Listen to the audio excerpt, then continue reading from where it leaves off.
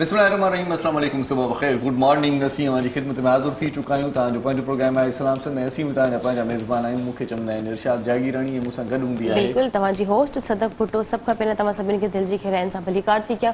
उमेद कंदसि तव्हां बि बिल्कुलु ठीकु ठाक हूंदव, ख़ुशि हूंदव, मज़े में हूंदव ऐं पंहिंजी ज़िंदगी खे सुठे तरीक़े सां गुज़ारींदा हूंदव। असांजे प्रोग्राम खे अॼु बि ओड़ी तरीक़े सां तव्हां बि इंजॉय कजो, असां बि इंजॉय कंदासीं ऐं हिकिड़ी सुठी ख़ूबसूरत आवाज़ बि असां गॾु आहे। पर उन खां पहिरियां असां कुझु डिस्कस करण वारा हुआसीं, करे बि रहिया डिस्कस इहो हुआसीं। कयूं पिया त मौसम ॾाढी मतिलबु सर्दी वारी अची वई आहे, सियारे वारी अची वई आहे ऐं तव्हां सभिनी खे एहतियात करणु घुरिजे। कोरोना वबा में तमामु घणा जेके आहिनि से केस अञा ज़ाहिर थियनि पिया ऐं कोरोना वॾनि माण्हुनि ते काहे पई आहे बाक़ाइदगी सां।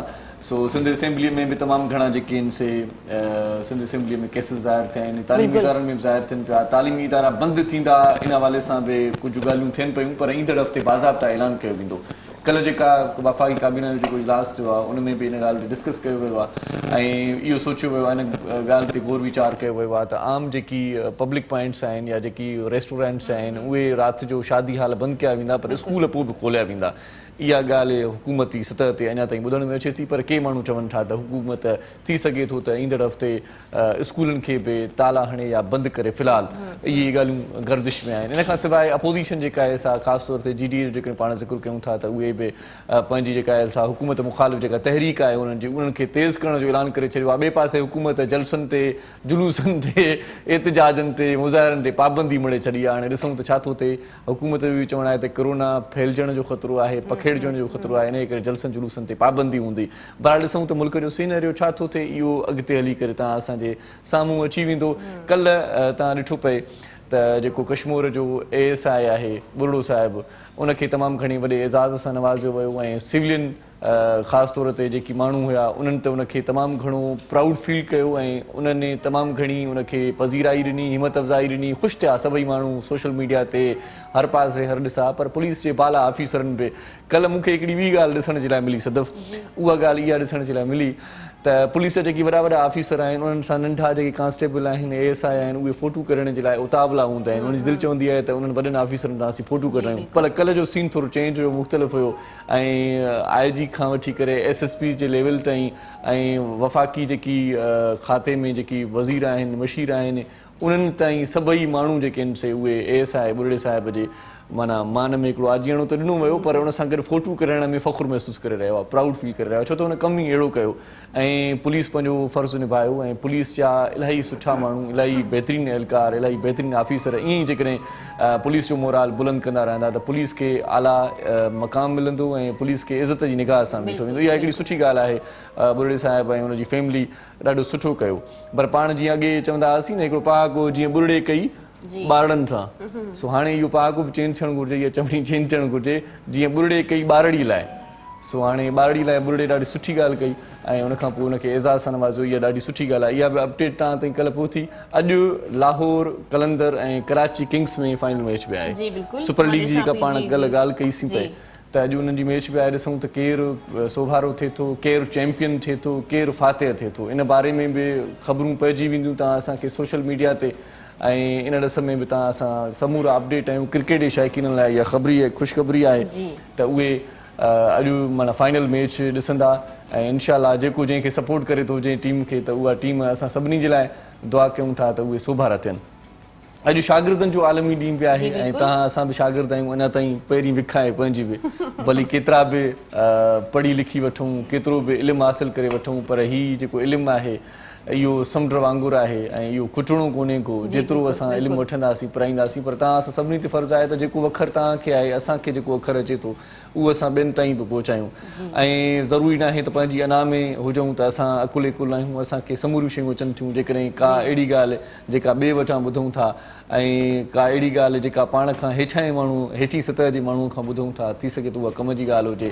शागिर्दी जो काई बि उमिरि न हूंदी आहे, पढ़ाई सां तव्हां कहिड़ी बि उमिरि में करे सघो था ऐं मां सम्झां थी त हर स्टूडेंट खे पढ़णु घुरिजे, पढ़ाई हासिलु करणु घुरिजे। पढ़ाई तव्हांखे तहज़ीब, तमीज़, उथण वेहण जो सलीक़ो, काफ़ी शयूं असांजूं अहिड़ियूं हूंदियूं आहिनि जेके असांखे घर में न, असांखे स्कूल में सिखण जे लाइ मिलंदियूं आहिनि ऐं पढ़ाईअ सां ई इंसानु अॻिते वधंदो आहे। तव्हांखे सुठी जॉब मिली सघे थी, तव्हांजी पंहिंजी महिनत सां, तव्हांजे ॻाल्हाइण सां ख़बर पवंदी आहे त यार हे माण्हू पढ़ियो लिखियो आहे। बिल्कुलु बिल्कुलु, जीअं मूंखे ख़बर पवंदी आहे तव्हां ॾाढा पढ़ियल लिखियल सुठा आहियो।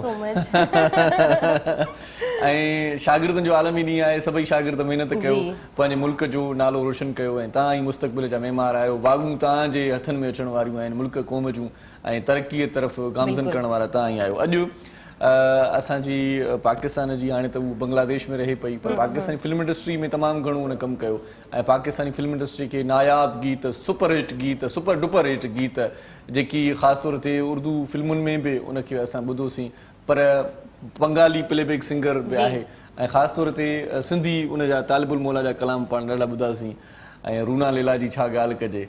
ऐं भारत में बि जॾहिं हू वञे थी ऐं जॾहिं भारत में परफॉर्म करे पई त भारत जा सुठा सुठा वॾा वॾा गुलकार उनखे स्टेज जी ज़ीनत बणाईंदा आहिनि, स्टेज ते बतौर जज उनखे जजिस जा फ़राइज़ सर अंजाम करण जे लाइ गुज़ारिश कंदा आहिनि ऐं रूना लैला साहिबा पाण ॾाढे सुठे तरीक़े सां उहे फ़र्ज़ सर अंजाम ॾींदी आहे। अंगण ॿुहारियां तुंहिंजूं वाटूं निहारियां, इहे कलाम तव्हां ॿुधा हूंदा। तो दिलड़ी यार दुतारी पोइ पर कान कई का पोइ वारी। रूना लैला जंहिं तालिबुल मौला खे बि ख़ूब ॻायो ऐं रूना लैला जा तमामु घणा पाकिस्तानी फिल्मुनि में बि गीत आहिनि। अॼु हुनजी सालगिरह आहे, अलाह साईं हुनखे सिहत ॾे, हुनजी उमिरि दराज़ करे। डायरेक्टर साहब अज़हर सर जे तरफ़ां असां सभिनी जे तरफ़ां तव्हां सभिनी खे, बल्कि उन्हनि रूना लैला खे खोड़ सारी मुबारक हुजे सालगिरह जी। हमेशह अॼु भला मूंखे इहो ॿुधायो त मां जीअं स्टूडियोज़ में दाख़िल थियो आहियां त मूंखे ईअं माना माहौल मुअत्तर थो लॻे, बाक़ाइदा ख़ुशबू हर पल आहे। छो भला छा आहे चकर, छा आहे ख़ुशबू छो आहे? जेकी आहे न अॼु कहिड़ो परफ्यूम तव्हां आहियो हमेशा फ्रेश ई रखंदी आहे। अॼु स्टाइलो जा परफ्यूम्स आहिनि। अच्छा, मां बि चवां त अॼु का चेंजिंग आहे, अॼु का तब्दीली आहे, स्टाइलो जा परफ्यूम साईं मार्केट में मौजूद आहिनि। हाँ, मां इन्हनि खे ॾेखारींदी हलां। एतिरा ख़ूबसूरत इन्हनि जा कलर आहिनि ऐं अट्रैक्शन हुअं ई थिए पई, पर मूंखे जेको लॻे थो त सभिनी जी फ्रेगनेंस इलाही सुठी हूंदी। ग्रीन कलर में बि आहिनि, गोल्डन कलर में बि आहे, पिंक हुन तरफ़ां जेका लेडीज़ आहे हिन तरफ़ां मां सम्झां थी जेंट्स हूंदा यकीनन बिल्कुलु। छो लेडीज़ खे हमेशह बेबी पिंक में माण्हू घणो करे ॾिसणु पसंदि कंदा आहिनि ऐं हुनजी जेकी कलेक्शन बि हूंदी आहे पिंक लिपस्टिक या पिंक शयुनि सां ई घणी हूंदी आहे, त हुनजा परफ्यूम बि कुझु अहिड़े हिसाब सां आहिनि ऐं परफ्यूम जा नाला मां सभिनि खे ॿुधाईंदी हलां। बिल्कुलु बिल्कुुल बिल्कुलु। ऐं न सिर्फ़ु मुंहिंजी कम जी ॻाल्हि आहे पर औरतुनि जे बि कम जी ॻाल्हि आहे। 4 परफ्यूम जेके आहिनि उहे ख़ासि मतिलबु औरतुनि जे लाइ रखिया विया आहिनि ऐं ख़ासि तौर ते डिमांड थींदी आहे न, हुन डिमांड खे मद्देनज़र रखी करे स्टाइलो तमामु घणा सुठा परफ्यूम मुतारिफ़ कराया आहिनि, जिनजी ख़ुशबू ॾाढी ज़बरदस्त आहे, हुनजी महक ॾाढी ज़बरदस्त आहे, पर्सनैलिटी तव्हांजी ॾाढी सुठी लॻंदी। औरतुनि जे लाइ 4 परफ्यूम आहिनि, मर्दनि जे लाइ 2 परफ्यूम आहिनि, जिन जा नाला तव्हांखे ॿुधायां थो। बेला, ड्राइज़ल ऐं फेम, सेलवे, इनफाइंट ऐं कासा। सो इहे परफ्यूम मार्केट में मौजूदु आहिनि ऐं ड्राइज़ल ऐं फेम जेकी आहिनि इहे 2 परफ्यूम मर्दनि जे लाइ आहिनि, बाक़ी बेला, सेलवे ऐं इनफाइंट, कासा इहे जेकी आहिनि उहे औरतुनि जे लाइ परफ्यूम ॾाढा ज़बरदस्त आहिनि। महक उन्हनि जी ॾाढी भली आहे, ख़ुशबू ॾाढी भली आहे। किथे बि उथंदा वेंदा आहियूं त असांखे इहा खणी स्वेटिंग जो मौसम हुजे या खणी थधि जो मौसम हुजे, पर फ्रेगनेंसी जेकी हूंदी आहे उहा इंसान खे इलाही अट्रैक्ट कंदी आहे। ख़ुशबू तव्हांखे हमेशह सदा बहार वांगुरु रखंदी आहे ऐं ख़ुशबू जॾहिं असां हलंदा घुमंदा फिरंदा आहियूं या कॾहिं असां थकियल हूंदा आहियूं, असां पंहिंजे रूम में जॾहिं वेंदा आहियूं त असां अक्सर त रूम स्प्रे वग़ैरह जो यूज़ कंदा आहियूं ताकी असांखे जेकी फ्रेश फ्रेगनेंसी आहे उहा इंसान खे थकियल इंसान खे बि फ्रेश करे छॾींदी आहे। पर हाणे उन्हनि शयुनि जी ज़रूरत बिल्कुलु बि न आहे। तव्हांखे जेकॾहिं तव्हांजे कपिड़नि खे इहो स्टाइल जो परफ्यूम लॻल आहे न, तव्हांखे स्प्रे वग़ैरह इलाही लॉन्ग लास्टिंग आहे। तव्हां जॾहिं हिन परफ्यूम खे यूज़ कंदो त तव्हांजे कपिड़नि में देरि ताईं हिनजी फ्रेगनेंसी रहंदी। पाए परफ्यूम अहिड़ा हूंदा आहिनि, असां परफ्यूम लॻाईंदा आहियूं ऐं थोरी देरि खां पोइ परफ्यूम जेको आहे उॾी वेंदो आहे, असांखे फ्रेगनेंसी हुनजी ग़ाइब थी वेंदी आहे। पर हिन जी लॉन्ग लास्टिंग आहे, इलाही ज़बरदस्त परफ्यूम आहे। मज़े जी ॻाल्हि तव्हांखे ॿुधायां त हिन में इटालियन ख़ुशबू इन में मिलायल आहे, मतिलबु अतालवी ख़ुशबू बि हिन में विधल आहे। अतालवी ख़ुशबू जो हूअं ई पंहिंजो मटि पाण इटालियन ख़ुशबू माण्हू पसंदि कंदा आहिनि, ख़ासि तौर ते उतां घुराईंदा बि आहिनि। सो हिन में उहा शइ बि मौजूदु आहे। स्टाइलो जा सुठा परफ्यूम मार्केट में मौजूदु आहिनि ऐं 4 औरतुनि जे लाइ आहिनि, 2 मर्दनि जे लाइ आहिनि। बराबरी हिते न आहे कई वई, पर असां ॻाल्हि इहा आहे त लेडीज़ फर्स्ट आहे। ॾाढो सुठो परफ्यूम आहे ऐं इज़ीली कैजुअली तव्हां हिनखे पर्स में बि रखी सघो था, तव्हां हिनखे गाॾी में बि रखी सघो था, तव्हां हिनखे किथे पंहिंजे घर में रूम में त हूंदी ड्रेसिंग टेबल ते परफ्यूम रखियल ई हूंदा आहिनि। मां त कयां त इहे 3-4 ई परफ्यूम गॾु थो वणा, जी ख़ुशबू अञा वधीक हुजे पर उहा ख़ुशबू सॼी मिली वेंदी। हिकिड़ी फ्रेगनेंसी इंसान लॻाईंदो आहे, उहा ख़ुशबू जेके इंसान जी पंहिंजी सुञाण थी वेंदी आहे। जॾहिं की असां किथां गुज़रंदा आहियूं त माण्हू चवंदा आहिनि यार हितां जो ॻाल्हि लॻे थो फलाणो माण्हू गुज़रियो आहे, इहा फ्रेगनेंसी उनजी आहे, त असांखे हिकिड़ो ई परफ्यूम अहिड़ो कंटिन्यू रखणु घुरिजे त उनजी फ्रेगनेंसी असांजी पहचान थी वेंदी आहे। बिल्कुलु नंढड़ी साई बि वठूं था, ख़ुशबू जे लम्हनि सां, महक सां ऐं स्टाइलो जा परफ्यूम तव्हां ताईं पहुचायासीं, उन्हनि जो तारीफ़ तव्हां ताईं पहुचायोसीं। बाक़ी परफ्यूम तव्हां वठिजो पाण, ऑनलाइन तव्हांखे सस्ते अघ में मिली वेंदा। तव्हां ऑर्डर करे सघो था स्टाइलो ऑनलाइन जेकॾहिं तव्हांखे वठणा आहिनि असांजे थोरी देरि में असांजा नंबर बि स्क्रीन ते अची वेंदा उन्हनि ते तव्हां टेलीफोन बि करे सघो था असांजे प्रोग्राम में कॉल करे सघो था नंढी साई वठूं था वञो केॾा महिना असां सां गॾु रहिजो ॾिसंदा रहिजो पंहिंजो प्रोग्राम सलाम सिंध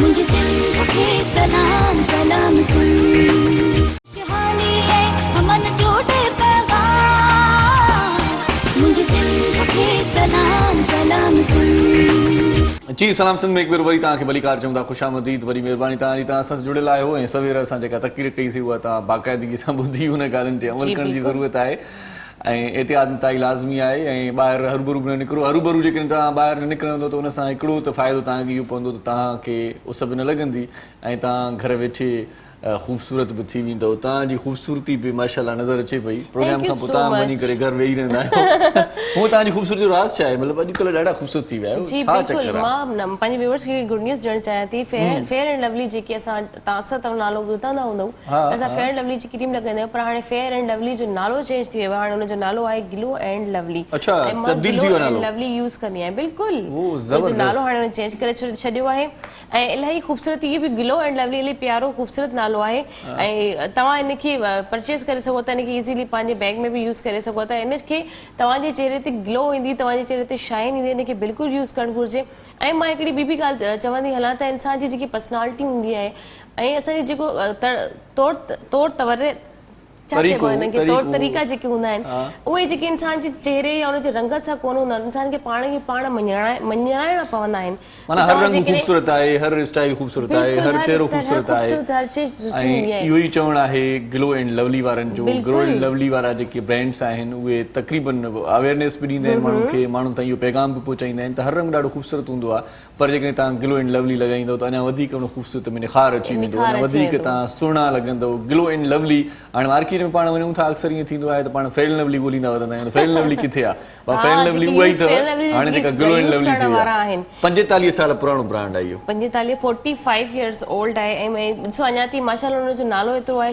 छोकिरियूं थोरे वॾियूं हाणे असांजा ॿार बि मुंहिंजी नंढी भाइटी बि फेयर एंड लवली जो यूज़ करे रही पर मां हुनखे ॿुधायो त हाणे फेयर एंड लवली न हाणे ग्लो एंड लवली आहे जीअं तव्हां पंहिंजे चेहरे ते ग्लो लॻायो ग्लो एंड लवली थी लॻाईंदो त तव्हांजे चेहरे ते ग्लो अची वेंदो उहा जेके तव्हां डे में बि यूज़ करे सघो था नाइट में बि यूज़ करे सघो था इज़ीली उनजे करे त तव्हांजी जेकी सॼे ॾींहं जी पोल्यूशन हूंदी उहा तव्हांजे राति जे टाइम ते उहा ग्लो एंड लवली सां निकिरी वेंदी ऐं ॾींहं जो तव्हांखे सनलाइट खां बचाईंदी तव्हांजा जेके चेहरे ते रिंकल्स आहिनि डार्क सर्कल्स आहिनि पिंपल्स आहिनि निशान आहिनि तव्हांजे चेहरे ते कुझु बि त उहे तव्हांजा हर तरीक़े सां रिमूव थी सघनि था ग्लो एंड लवली मतलब ये चऊं तो तब्दीली आ नहीं रही तब्दीली आ गई है बिल्कुल नाले में तब्दीली अची वई आहे बिल्कुल so Glow and Lovely Fair and Lovely जो नालो तब्दील थी वियो आहे उनखे ग्लो एंड लवली करे हाणे सॼो था ऐं मार्केट में जेकॾहिं वञो तव्हांखे फेयर एंड लवली नज़र न अचे किथे त ग्लो एंड लवली तव्हांखे जेकॾहिं नज़र अची वञे त तव्हां उहा ई वठिजो छो त इहा ई फेयर एंड लवली आहे जंहिंजी तव्हांखे तलाश आहे जंहिंजी तव्हांखे ॻोल्हा आहे सो हाणे तव्हां बिल्कुल भी इहो न सोचिजो त ग्लो एंड लवली का नई मार्केट में क्रीम आई आहे अलाए छा आहे हिन जो रिज़ल्ट अलाए कीअं हूंदो अलाए हणंदासीं अलाए ख़ूबसूरत थींदासीं सिर्फ़ु हुनजो नालो ऐं पैकिंग चेंज थी आहे बाक़ी जस्ट उहा ई शइ उहा ई बल्कि उन खां वधीक सुठी शइ हुनजे अंदरि आहे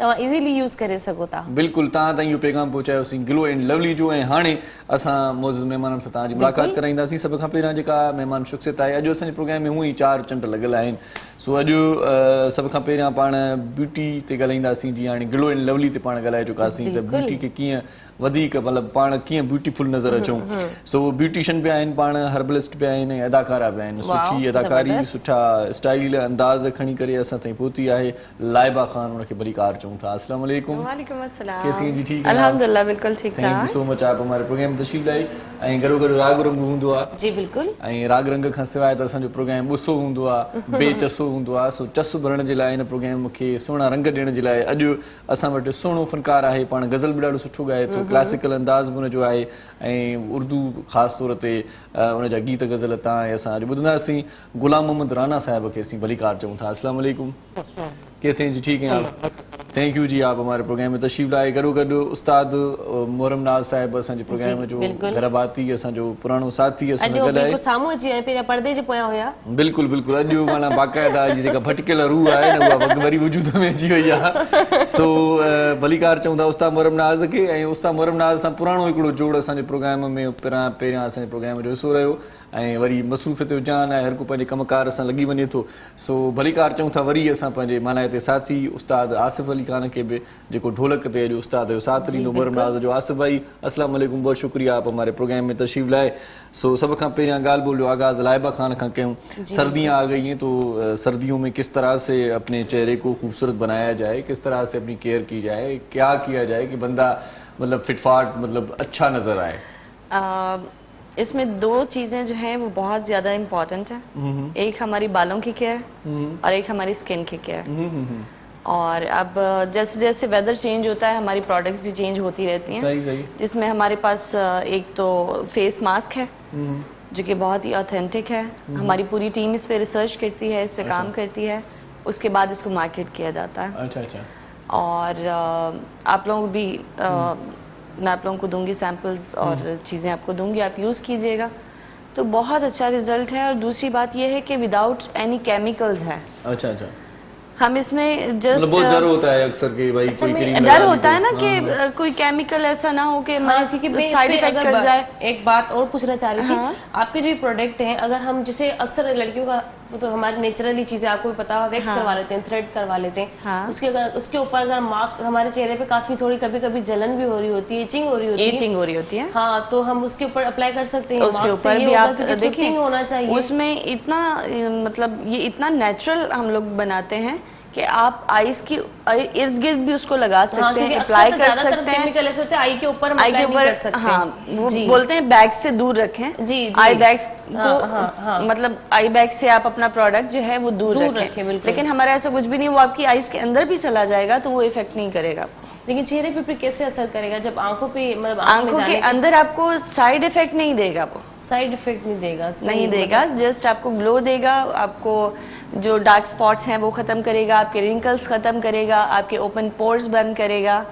और चेहरे पे एक अच्छा ग्लो देता है आपको। अच्छा, इसके अलावा एक दूसरी चीज मैं आपसे पूछना चाहूंगी, अक्सर लड़कियों के नोज के ऊपर जो हमारी कीले जिसको हम कहते हैं ब्लैकेट्स भी होते हैं, लेकिन उसमें व्हाइट हेड्स भी होते हैं। जो ब्लैकेट्स होते हैं उसके अंदर हल्के बारीक से एक बाल से निकलने लगते हैं, उसको रिमूव करने के लिए इजी तरीका थोड़ा आप मुझे बताएं ताकि हमारे इजी तरीका ये है कि हमारी हर्बल वैक्स बनती है। अच्छा। हमारी हर्बल वैक्स बनती है, आप उसको थोड़ी देर लगाते हैं और उसके बाद आप उसको रिमूव करते हैं। वो आपको थोड़ा सा कॉस्टली होता है, लेकिन उससे कोई साइड इफेक्ट नहीं होता। कि हमारी स्किन पहले सॉफ्ट हो जाए ताकि वो अंदर से जो हमारे मसल्स क्या कहेंगे उन्हें हम पोर्स कहते हैं, जो है वो इजीली सॉफ्ट हो जाए ताकि फिर कीलों को निकलने में आसानी रहे। उससे कोई ऐसा इफेक्ट नहीं होता। वो जब आपको वैक्स लगती है तो वो थोड़ी सी हॉट होती है, जिससे आपके पोर्स जो है वो ओपन हो जाते हैं। हॉट होती है, हॉटनेस की वजह से आपके जो पोर्स होते हैं वो थोड़े से ओपन हो जाते हैं। सही। जिसकी वजह से आप अप्लाई करते हो, उसको थोड़ी देर रहने देते हैं, चंद सेकंड, और उसके बाद आप उसको रिमूव करते हैं तो बाल, ब्लैकहेड्स और ये चीजें वो इजीली रिमूव कर देता है आपकी। सही। अच्छा लाइबा, कोई मर्दों के लिए भी ऑफर है या सिर्फ ये? नहीं, जेंट्स के लिए भी है। हमारे खान साहब इतने मजे की स्माइल पास कर रहे हैं। अच्छा, ये हम परेशान है ना, हम डबल कुछ होना चाहिए। हमारे प्रोडक्ट्स मतलब सबके लिए बनाते हैं हम लोग। मेल के लिए अलग बनाते हैं, फीमेल्स के लिए अलग बनाते हैं। हमारी पूरी टीम इस पे काम करती है। जेंट्स के लिए जो है उनकी स्किन के अकॉर्डिंग बनाई जाती है और लेडीज के लिए उनकी स्किन के अकॉर्डिंग बनाई जाती है, क्योंकि जेंट्स की जल्द थोड़ी सख्त होती है। जी। तो इस हवाले से कुछ हर्ब्स ऐसी होती हैं जो उनको मतलब थोड़ी सी हैवी चाहिए होती हैं। जेंट्स के चेहरे पे भी कुछ चीजें ऐसी हैं जो हमारी जैसे खवातीन के साथ मिलती जुलती है। जैसे आपने हमें ब्लैक पॉट्स की बात कर रहे थे, या फिर हम बात कर लें कि ये हम उन्हें भी ग्लो चाहिए होता है, शाइन चाहिए होता है, क्योंकि ज्यादातर मर्द जो होते हैं घरों से बाहर होते हैं। और पिंपल्स भी बाहर और ज्यादातर कभी बाइक पर ट्रैवल कर रहे होते हैं, कभी गाड़ी में भी कर रहे होते हैं, तो डस्ट तो होता है। खूबसूरत होते हैं माशाल्लाह। नहीं, मर्द बहुत खूबसूरत होते हैं। मैंने थोड़ी सी तारीफ कर देनी चाहिए ना, हम कितनी वरना हम फंस जाएंगे। देखो, और फिर भी हम देखो अपनी कितनी हमें केयर करनी पड़ती है। ये लोग तो फिर भी चलो थोड़ी बहुत चेहरे पे मेहनत करते हैं, हमें मैनिक्योर पेडिक्योर का भी ध्यान रखना पड़ता है। हमें आजकल ये ना बोले आजकल जेंट्स भी करवाते हैं मैनिक्योर पेडिक्योर। नहीं, लेकिन हम ना करवाएं तब भी खूबसूरती लगती है माशाल्लाह। ना के निकलने सब कुछ करवा रहे होते हैं माशाल्लाह माशाल्लाह। अल्लाह ने मर्द को बहुत खूबसूरत बनाया है। देखें मेन सैलून ज्यादा हो गए हैं। मेन सैलून बताएं और देखिए चार तो सालों में बाल कटवाते हैं, तो हर महीने बाल कटवा रहे होते हैं। औरतों के सैलून्स मतलब आपको एक स्ट्रीट पे 10 मिलेंगे, तो मेन सैलून्स जो हैं वो आपको 18 मिलेंगे। देखिए तो हम तो सिर्फ ऐसा बालों है। की कटिंग करवाते हैं और क्या करवाते अरे हैं। अब शेव देखो, बनवाते हैं। मैं बताने जाऊंगी ना तो देंगे हाँ ये भी चीजें हैं, हाँ ये भी चीजें हैं। सोशल मीडिया सब दिखा रहा होता है, हाँ। ऐसा मत कभी सोचिए आप। कोई शादी या पार्टी पे कभी नहीं तो कभार। मेरे कहने का मकसद ये, फिर आपने पूछा क्यों कि आप लोग सिर्फ लेडीज के लिए बनाते हैं, जेंट्स के लिए भी? ये उस्ताद गुलाम मोहम्मद राना से नहीं, हमारे मैं पूछूंगा। जो दूसरा मैं आपको बता सर दूं। आप बताएं, मतलब सही है ये मैं जो बातें कर रहा हूँ, ठीक है या आप मुत्तफिक हैं या नहीं है? हम जो सबसे बड़े मसले से दो चार हैं आजकल वो है हेयर फॉल। हाँ इस पे बात करते हैं, लेकिन अभी राना साहब की बारी है भाई। हाँ बिल्कुल जी बिल्कुल। राना साहब, तो मुझे बताएं आप भी फेशियल वेशियल करवाते हैं, कटिंग वटिंग करवाते हैं या नहीं देख के क्या लगता है आपको? करवाते? अभी तो माशाल्लाह बड़े खूबसूरत लग रहे हैं ठीक है, जो अल्लाह ने नेचुरल ब्यूटी दी है वो ज्यादा बेहतर है। बस आप। ये खुदा की दी हुई जो देन है ना, बिल्कुल ऐसी मैं इसलिए कह रहा हूँ कि मर्द वैसे ही खूबसूरत होता है। देखिए 4 किताबें ना आसमान से नाजिल हुई ये अपने हैं, चारों मुहैया में किताबों में ना अल्लाह तबारक व तआला ने मर्द को खूबसूरत कहा है। सुभान अल्लाह। मतलब कई श्रृंगार करने की खूबसूरत की पूरी ये नहीं, कायनात आप मर्दों को प्रोडक्ट तो नहीं चाहिए ना? चाहिए, हाँ। नहीं चाहिए ना? नहीं, घर में बैठी खवातीन के लिए चाहिए। चलें जी राना साहब, क्या सुनाएंगे सबसे पहले? सर एक गीत है गुलाम अब्बास साहब का, तो वो मैं सुनाता हूँ। माशाल्लाह जी, सुनाएं जी।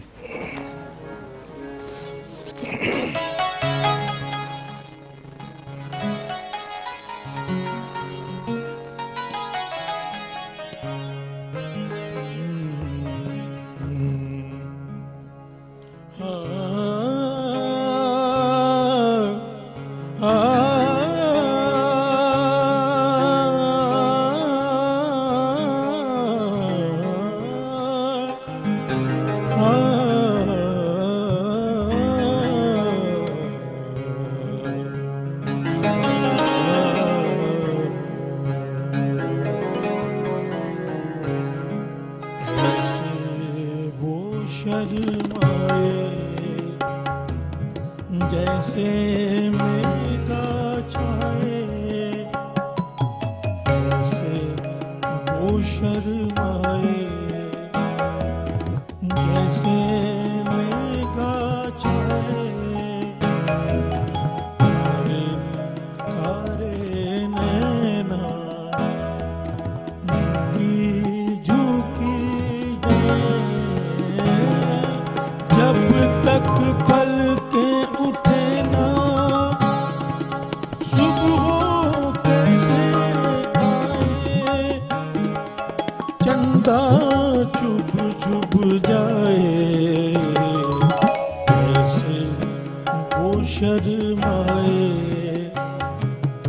जैसे मेघा छाए।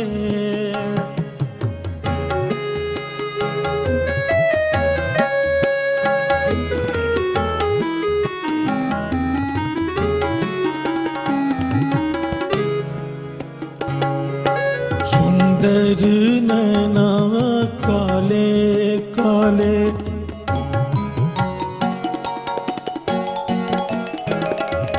सुंदर नैना काले काले, इनमें अंधेरे इनमें उजाले, मन का चैन चुराने वाले, मन का चैन चुराने वाले, आंख जो इनसे मिलाए वो शायर बन जाए, गीत लिखे और गाए, ऐसे वो शर्माए जैसे मेघा छाए।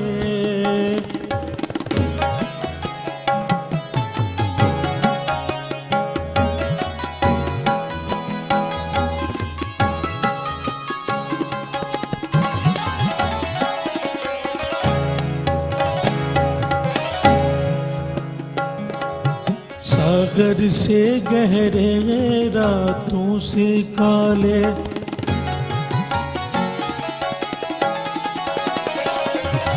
सुबह सुबह जो कॾहिं कॾहिं ॿुधण जे लाइ मिलंदो आहे ऐं जॾहिं मिलंदो आहे त मज़ो अची वेंदो आहे। तव्हां बि इन असांजे मज़े खे ॿीणो करे सघो था, तव्हां सां शामिल हूंदो त असांखे वधीक सुठो लॻंदो, बिल्कुलु मज़ो ईंदो। असांजे प्रोग्राम में कॉल कंदा रहो, नंबर तव्हांजी पंहिंजी स्क्रीन ते आहे। नंढड़ी साईअ जो वक़्तु थी वियो आहे। बिल्कुलु, ऐं हलंदासीं हिकिड़े नंढड़े कमर्शियल ब्रेक जे तरफ़। ब्रेक खां पोइ जल्द वापसि था अचूं, ॾिसंदा रहो पंहिंजो प्रोग्राम सलाम सिंध।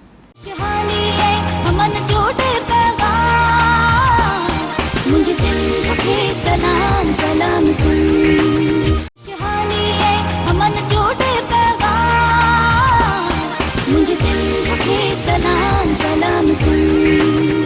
जी वरी कार चऊं था ख़ुशामदी तव्हांखे पंहिंजे प्रोग्राम सलाम सिंध में। तव्हांजी वॾी महिरबानी, तव्हां असां सां जुड़ियल आहियो। ऐं लाइबा ख़ान असां सां गॾु आहे ऐं गुलाम मोहम्मद राणा साहिब असां सां गॾु आहे। ॾाढो सुठो कलाम ॿुधोसीं, इन खां पोइ वरी इलाही सुठो लॻो। ऐं मां लाइबा से काफ़ी सारा सवालात करण चाहींदसि। अच्छा लाइबा, मुझे ये बताइएगा कि हम जो वैक्स के प्रोडक्ट हम यूज़ कर रहे होते हैं, वैक्स के बारे में मैं इसलिए पूछ रही हूँ क्योंकि अभी जो सर्दियाँ आ रही हैं, हमारी स्किन करवाओ या ना करवाओ पता नहीं क्यों ऐसा, मतलब कि जो मतलब 2 किस्म की 3 किस्म की मैं समझती हूँ स्किन होती है। एक पिंपल्स स्किन होती है, एक ड्राई स्किन होती है, एक ऑयली स्किन होती है। वैसे लोगों के कहीं भी चेहरे पे ऑयल नहीं होता, नोज पे ऑयल हो जाता है ना।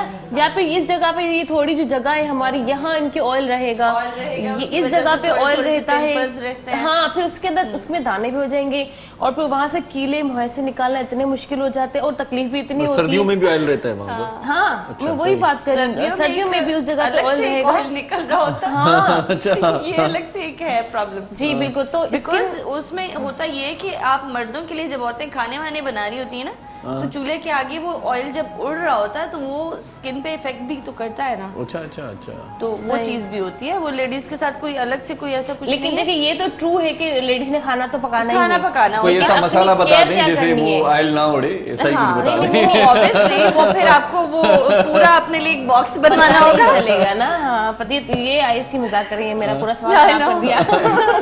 जी जी जी, कंटिन्यू। तो मुझे ये बताइए कि स्किन जो हमारी जो डैमेज हो जाती है, उस स्किन को हर्बल फ्रूट वैक्स आपको फेस पे करवाना चाहिए। अच्छा ठीक है, और रिपेयर करने के लिए कितने दिनों में? Minimum after 15 days. अच्छा, मिनिमम। अगर 10 डेज या 8 डेज में कर ले तो उसका नहीं, उसका पड़ेगा फिर चेहरे आपको पे? पता है कि फिर एक आपकी स्किन पे एक चीज लग रही होती है तो आखिर आपकी स्किन ही ना। अगर किसी के पास बजट ज्यादा है तो भले करवा ले। हाँ, बजट ज्यादा है तो भले आपने बर्बादी करवाते रहे, मसला नहीं है। कोई मसला नहीं है, आप 2 दिन के बाद करवा लें। नहीं, लेकिन वही वो होता है, अक्सर ऐसा होता है कि जो स्टेप फेशियल की जो स्टेप होते हैं, असल में हमारे जो हर्बल वैक्सेस हैं, जो चीजें हैं वो वेदर के मुताबिक बनाई जाती हैं। अच्छा, इसमें जो है और गर्मियों का आपका अलग प्रोडक्ट है और सर्दियों का अलग है? जी सही। गर्मियों और सर्दियों को अलग अलग देखा जाता है, वेदर के मुताबिक बनाई जाती हैं और स्किन के अकॉर्डिंग बनाई जाती हैं। अब मेंस के लिए हम लोग वैक्स बनाते हैं जी, जो एक्स्ट्रा हेयर्स होते हैं, हाँ, लड़कों के होते हैं बहुत ज्यादा, तो उनके लिए भी वैक्स हम बनाते हैं, चीजें बनाते हैं बहुत सारी। इसमें बहुत सारे प्रोडक्ट्स हैं। आपकी लिप्स रिपेयरिंग्स हैं, आईब्रोज लिप रिपेयरिंग्स हैं, फिर लैशेस रिपेयरिंग्स हैं जिनकी बहुत ज़्यादा कम होती हैं। तो वो हर तरह का प्रोडक्ट बन रहा होता है, चल रहा होता है, लेकिन हम एक्सपेरिमेंट किए बगैर हम नहीं उसको मार्केट करते। चलो ये तो बातें हो गई हमारी स्किन की। हेयर प्रोटीन और हेयर ट्रीटमेंट पर आते हैं। हेयर प्रोटीन भी बनाते हैं, हेयर ट्रीटमेंट्स भी बनाते हैं। हाँ। कोई ऐसा कुछ बनाया कि हेयर फॉल कम हो जाए? लोगों का, हाँ, 3 दिन में हेयर फॉल आपका खत्म हो जाएगा। अच्छा, 3 दिन में? 3 दिन में। लोग सिर्फ बोलते हैं लेकिन हमारा प्रोडक्ट करके दिखाता है। किससे, मतलब मुझे वाकई में यकीन नहीं आ रहा। सही करने वाली बात है जी, बिल्कुल। ये सिर्फ आप नहीं है जिसको भी हम लोग बता रहे होते हैं ना। एक सेकंड में एक कॉल ले लूं, फिर उस पे बात करते हैं। हेलो, अस्सलाम वालेकुम। वालेकुम सलाम बाजी, कैसी हैं? हेलो हेलो, अस्सलाम वालेकुम। वालेकुम सलाम जी, छा नालो आहे, किथां कॉल कई आहे? नौशारो। जी, नौशारो फिरोज। नौशेरो का तव्हांजो नालो छा आहे? कायनात। कायनात, छा चवणु चाहींदो प्रोग्राम में? ॾाढो सुठो आहे। Thank you so much. पंहिंजी स्किन जे बारे में कुझु पुछणु चाहियो था? पंहिंजे चेहरे जे बारे में, दाणनि जे बारे में, वारनि जे बारे में, वार कीअं वॾा कजनि, कुझु बि सवाल करे सघो था। असां वटि हिते स्पेशलिस्ट वेठियूं आहिनि, तव्हांखे जवाब ॾेई सघनि थियूं। नहीं, असांजा वार ठहनि था। वार वॾा कोन था थियनि? ठीक है ठीक है अच्छा जी, ठीक है, है, मां वरी तव्हांखे मालूम महिरबानी। करे ॿुधाए थी। अच्छा हाँ जैसे किरण था जी किरण था, ओके ओके ओके, मैं ताकि मालूम करे बताई थी। Thank you so much for calling. अच्छा हमारे अक्सर तर लोगों की, मुझ समेत, इरशाद समेत, हम सबकी यही कंप्लेन होती है कि इस गर्मियों में बाल अजीब मतलब हो जाते हैं और सर्दियों में फिजी भी हो जाएंगे, बाल गिरने भी लगते हैं। अच्छा शावर डेली लेना भी बहुत जरूरी हो जाता जरूरी है, है। डेली शैम्पू भी करना है, कंडीशनर भी यूज करना है। कंडीशनर का तो एक तरीका मुझे पता है कि हमें रूट्स में इस्तेमाल नहीं करना, हम सिर्फ नीचे नीचे इसको यूज कर सकते हैं। मतलब आप अपना 2 इंच के बाल छोड़ के आप जो है इस जगह पर अपने बालों को इजीली लगा के ऊपर ऊपर से वॉश कर लें। लेकिन जो बाल टूट जाते हैं और 2 मुंह के बाल हो जाते हैं, इसको रोकने के लिए क्या करना चाहिए हमें? गिर जाते हैं या झड़ जाते हैं, ये सवाल था। हाँ, हमारा जो प्रोडक्ट है वो मेंस के लिए भी है, मतलब उनके लिए अलग बनता है उनकी स्किन के अकॉर्डिंग, और वुमेन्स का बनता है उनकी स्किन के अकॉर्डिंग। मतलब आपके सर की स्किन भी तो नाजुक होती है ना बनिस्बत जेंट्स के, तो उसमें ये है कि आपका 3 दिन में वो हेयर फॉल खत्म करता है और जो टूटे हुए बाल है उसको रीग्रोथ करता है। आपके पास किस किस चीजों के क्या क्या प्रोडक्ट है, पहले आप मुझे उस बारे मेरे में बताएं पास ताकि फिर मैं सवाल कर सकूं। ये कंप्लीट हेयर ट्रीटमेंट है, ये ऑयल नहीं है, अच्छा ये कंप्लीट चिपचिपापन नहीं है इसके कुछ भी अंदर। नहीं देगा आपको, ठीक है। उसको आपको रात को यूज करना है, दोनों अच्छा। चीजें इक्वली आपको ऐड Mix करनी है। करके। ये 2 बॉटल्स पे जो है मुश्तमिल है। सही। इसको आपको इक्वली मिक्स करके अपने रूट्स में लगाना है। कोई सलून वगैरह है आपका? नहीं, मैं अभी इसका आउटलेट हम लोग तैयार कर रहे हैं, Outlet क्योंकि हम लोग अभी इस पे इतने सारी चीज़ों पे वो करना होता है, स्किन पे, फिर बालों पे, फिर उसके हेयर फॉल कंट्रोलिंग पे, सारी चीज़ों पे। आपने तो ये सारी अभी चीजें हमारी apply की लॉन्चिंग हैं? हुई है। सॉरी, आपने अप्लाई की सारी चीजें? मैं अप्लाई करती हूँ। आपने वो मिसाल सुनी है कि दर्जी के कपड़े फटे होते हैं? वही बात। मेरी अभी वही मिसाल चल रही है। मतलब लोग मुझसे ये नहीं पूछते कि आपके बाल कितने हेल्दी हैं, सही सही। मतलब लोग ये नहीं पूछते आपका हेयर फॉल हो रहा है या नहीं हो रहा। मेरे बालों की लेंथ के बारे में लोग जरूर पूछते हैं, आपने बाल नहीं बढ़ाए? अरे भाई जब बढ़ाने होंगे मैं बढ़ा लूंगी। चलें जी, अब आते हैं अदाकारी पे। माशाल्लाह बहुत सारे ड्रामे भी किए हैं आपने, जी, पीटीवी पर जी, या जी, फिर बिल्कुल। ड्रामे चलते हैं, तो कब से आगाज हुआ और क्या हो रहा है आजकल? कोई प्रोजेक्ट वगैरह है या आजकल फ्री है माहौल बिल्कुल? नहीं, आजकल मैं सिर्फ अपनी कंपनी को थोड़ा सा टाइम दे रही हूँ, और इसके अलावा ड्रामा सीरियल्स मैंने किए हैं, मैंने होस्टिंग शोज भी किए हैं, अच्छा माशाल्लाह। और मतलब एज होस्ट भी काम किया है, एज एक्टर भी काम किया है, एज ए मॉडल भी काम किया है।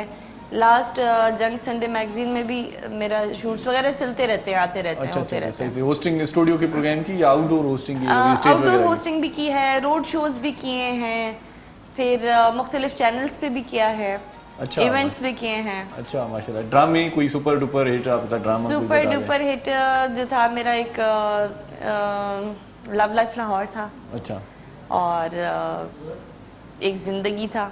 वाह वाह वाह वाह। जिंदगी खत्म में- हो गई? नहीं, ड्रामा खत्म खत्म हो गया नहीं मतलब? होती है कभी, ड्रामा जिंदगी खत्म की हो दौड़ गया? नहीं खत्म होती, ड्रामा सीरियल खत्म हो जाते सही हैं। सही। इसके अलावा बहुत सारे प्रोजेक्ट्स मैंने किए, जैसे लव लाइफ लाहौर 100 एपिसोड्स किए, अच्छा जबरदस्त। और खलील रहमान कमर साहब का लिखा हुआ था जी वो। जी जी।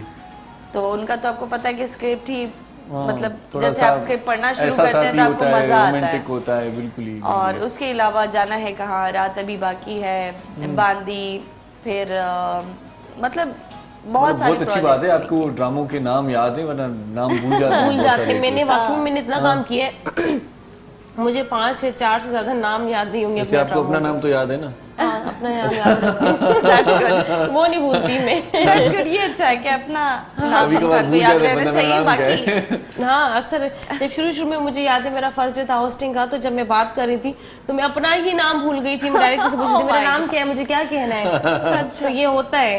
अच्छा, क्या अच्छा लगता है, मतलब आसान किस में आप खुद को मतलब कंफर्टेबल फील मुझे करते सच हैं? अच्छा लगता है। सच तो अच्छा लगता है, लेकिन अदाकारी अच्छी लगती है, एक्टिंग, मॉडलिंग या मॉडलिंग में, होस्टिंग या में। hosting में? मतलब एक्टिंग तो एक पैशन है, मॉडलिंग शुरू से मेरा आगाज ही मॉडलिंग से था। सही। अच्छा अच्छा।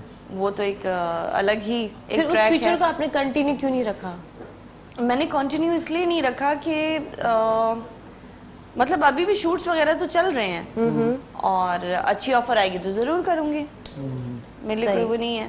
सही सही सही सही। फिल्मों में काम किया, कभी ऑफर आई आपको? हाँ, कोई पर्दे वाली फिल्म? नहीं कोई नहीं बगैर नहीं, पर्दे वाली फिल्म? पर्दे वाली फिल्म मैंने की थी, प्राइज ऑफ ऑनर सैयद नूर साहब की। बस बैड लक ये हुई कि वो ऑन एयर नहीं गई, सही सही। उन्होंने सिनेमा पे लगाई नहीं। अच्छा, सिनेमा भी लगी थी, सही सही। वो मेरा फर्स्ट एक्सपीरियंस था फिल्म का, और अच्छा, स्टेज बहुत के अच्छा ड्रामों में था। काम किया? नहीं किया। मुझे स्टेज कभी पसंद नहीं आया। अच्छा, क्यों पसंद नहीं है? वहां पर तो फौरी तौर पर अच्छी, हाँ। लोग मतलब दाद देते आपको हैं, वही- तालियां नहीं नहीं बजाते नहीं, हैं, वो वाह, नहीं, वो नहीं। मतलब हमारी आजकल का जो थिएटर है, मैं नहीं समझती कि इस काबिल है कि उसमें काम किया जाए। वाह। अच्छा, हाँ, जो प्लेज हैं, जो प्रॉपर लोग डायरेक्ट करते हैं, प्ले बनाते हैं, उसकी अभी तक मतलब इतनी फुर्सत ही नहीं निकल सकी कि मैं स्टेज प्लेस कर सकूं। जैसे हमारे यहाँ कराची के थिएटर्स हैं। सही सही उसके सही। अलावा अगर दूसरा वाला आप पंजाब साइड पे चले जाओ और वो वाला थिएटर और वो वाला स्टेज, तो वो तो मैं जिंदगी में नहीं कर सकती कभी। अच्छा अच्छा, सिंधी ड्रामों में काम करेंगे, आपको ऑफर है? मुझे सिंधी नहीं आती। सबसे बड़ा नहीं, प्रॉब्लम वो ये रोल है। है एक, उसमें गुंगी का रोल है। Really? हाँ, that's उसमें तो great. बोलना नहीं पड़ेगा वैसे। हाँ, ये हो सकता है। इशारों से ही बात होगी। नहीं नहीं, I'm agree. वैसे कौन सा रोल ना मतलब अभी तक नहीं किया हो, करने की ख्वाहिश हो? मैंने ब्लाइंड का नहीं किया Blind अभी का, तक। सही, सही, सही। और जैसे अभी आपने बोला गूंगी का रोल नहीं किया अभी तक। मैं मतलब ये दो कैरेक्टर्स ऐसे हैं कि सही। जिसको मैं सही, कॉल ले लेते हैं। अस्सलाम वालेकुम। जी वालेकुम सलाम। साईं साल आप खुश आयो? साईं बिल्कुल ठीक ठाक, अल्हम्दुलिल्लाह। तव्हां ॿुधायो? खैर अल्हम्दुलिल्लाह। महबूब बुरडो मोरे खां।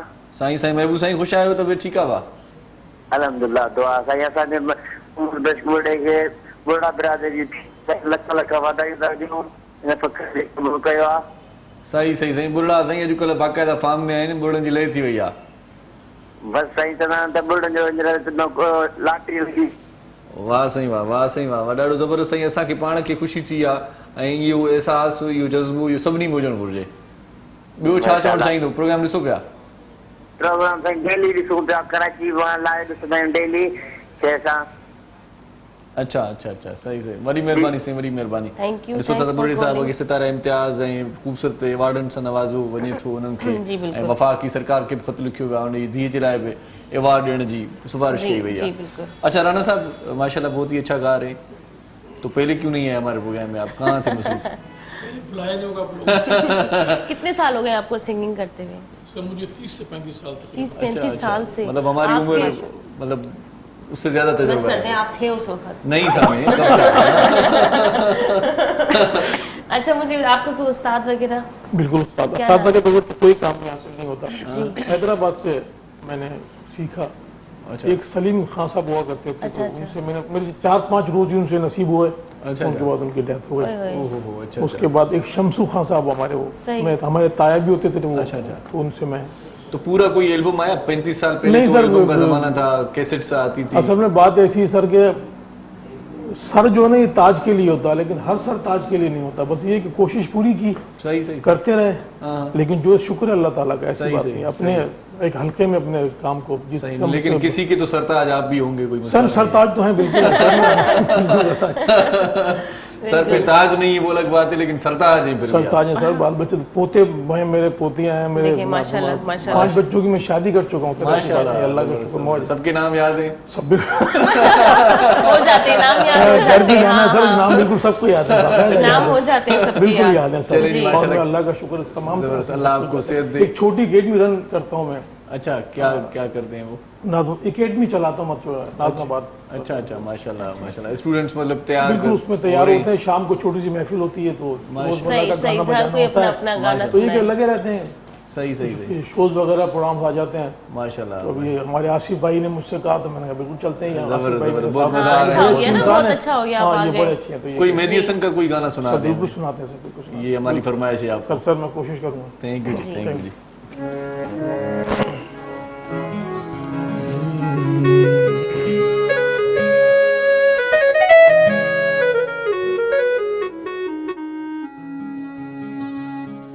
रफ्ता रफ्ता वो मेरी हस्ती का सामा हो गए।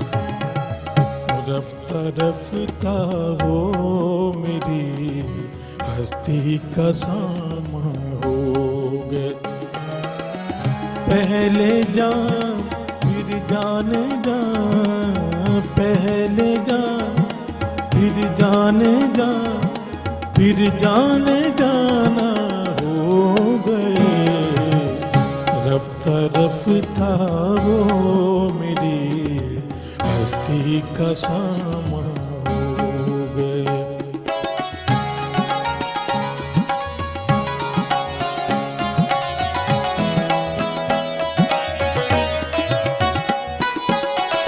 आप तो नजदीक से नजदीक तर आते गए, आप तो नजदीक से नजदीक तर आते गए, आपसे फिर तुम हुए, आपसे फिर तुम हुए, फिर तू का उन्वा हो गए।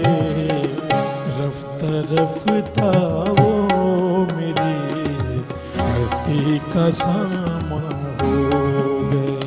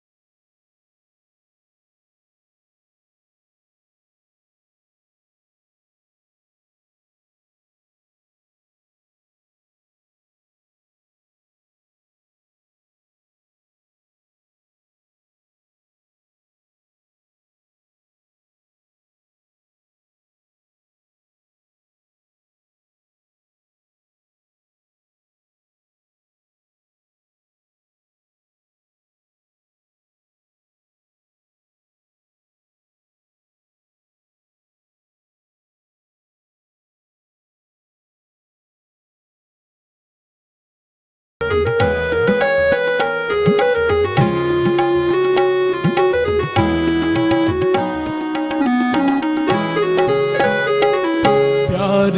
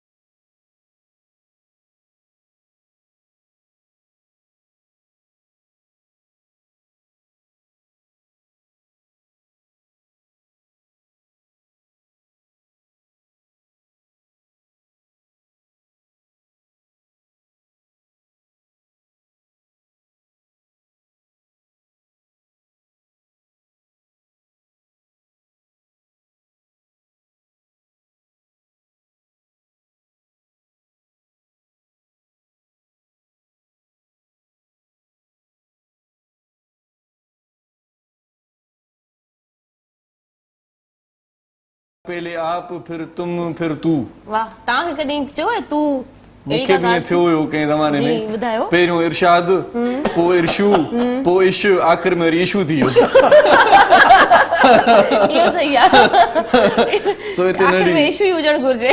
नंढी साई वठूं था बिल्कुलु ऐं नाज़रीन। इन इशू खे फ़िलहाल हिते बंदि था कयूं। नंढी साई वठूं था। ॾिसंदा रहिजो पंहिंजो प्रोग्राम सलाम Sindh.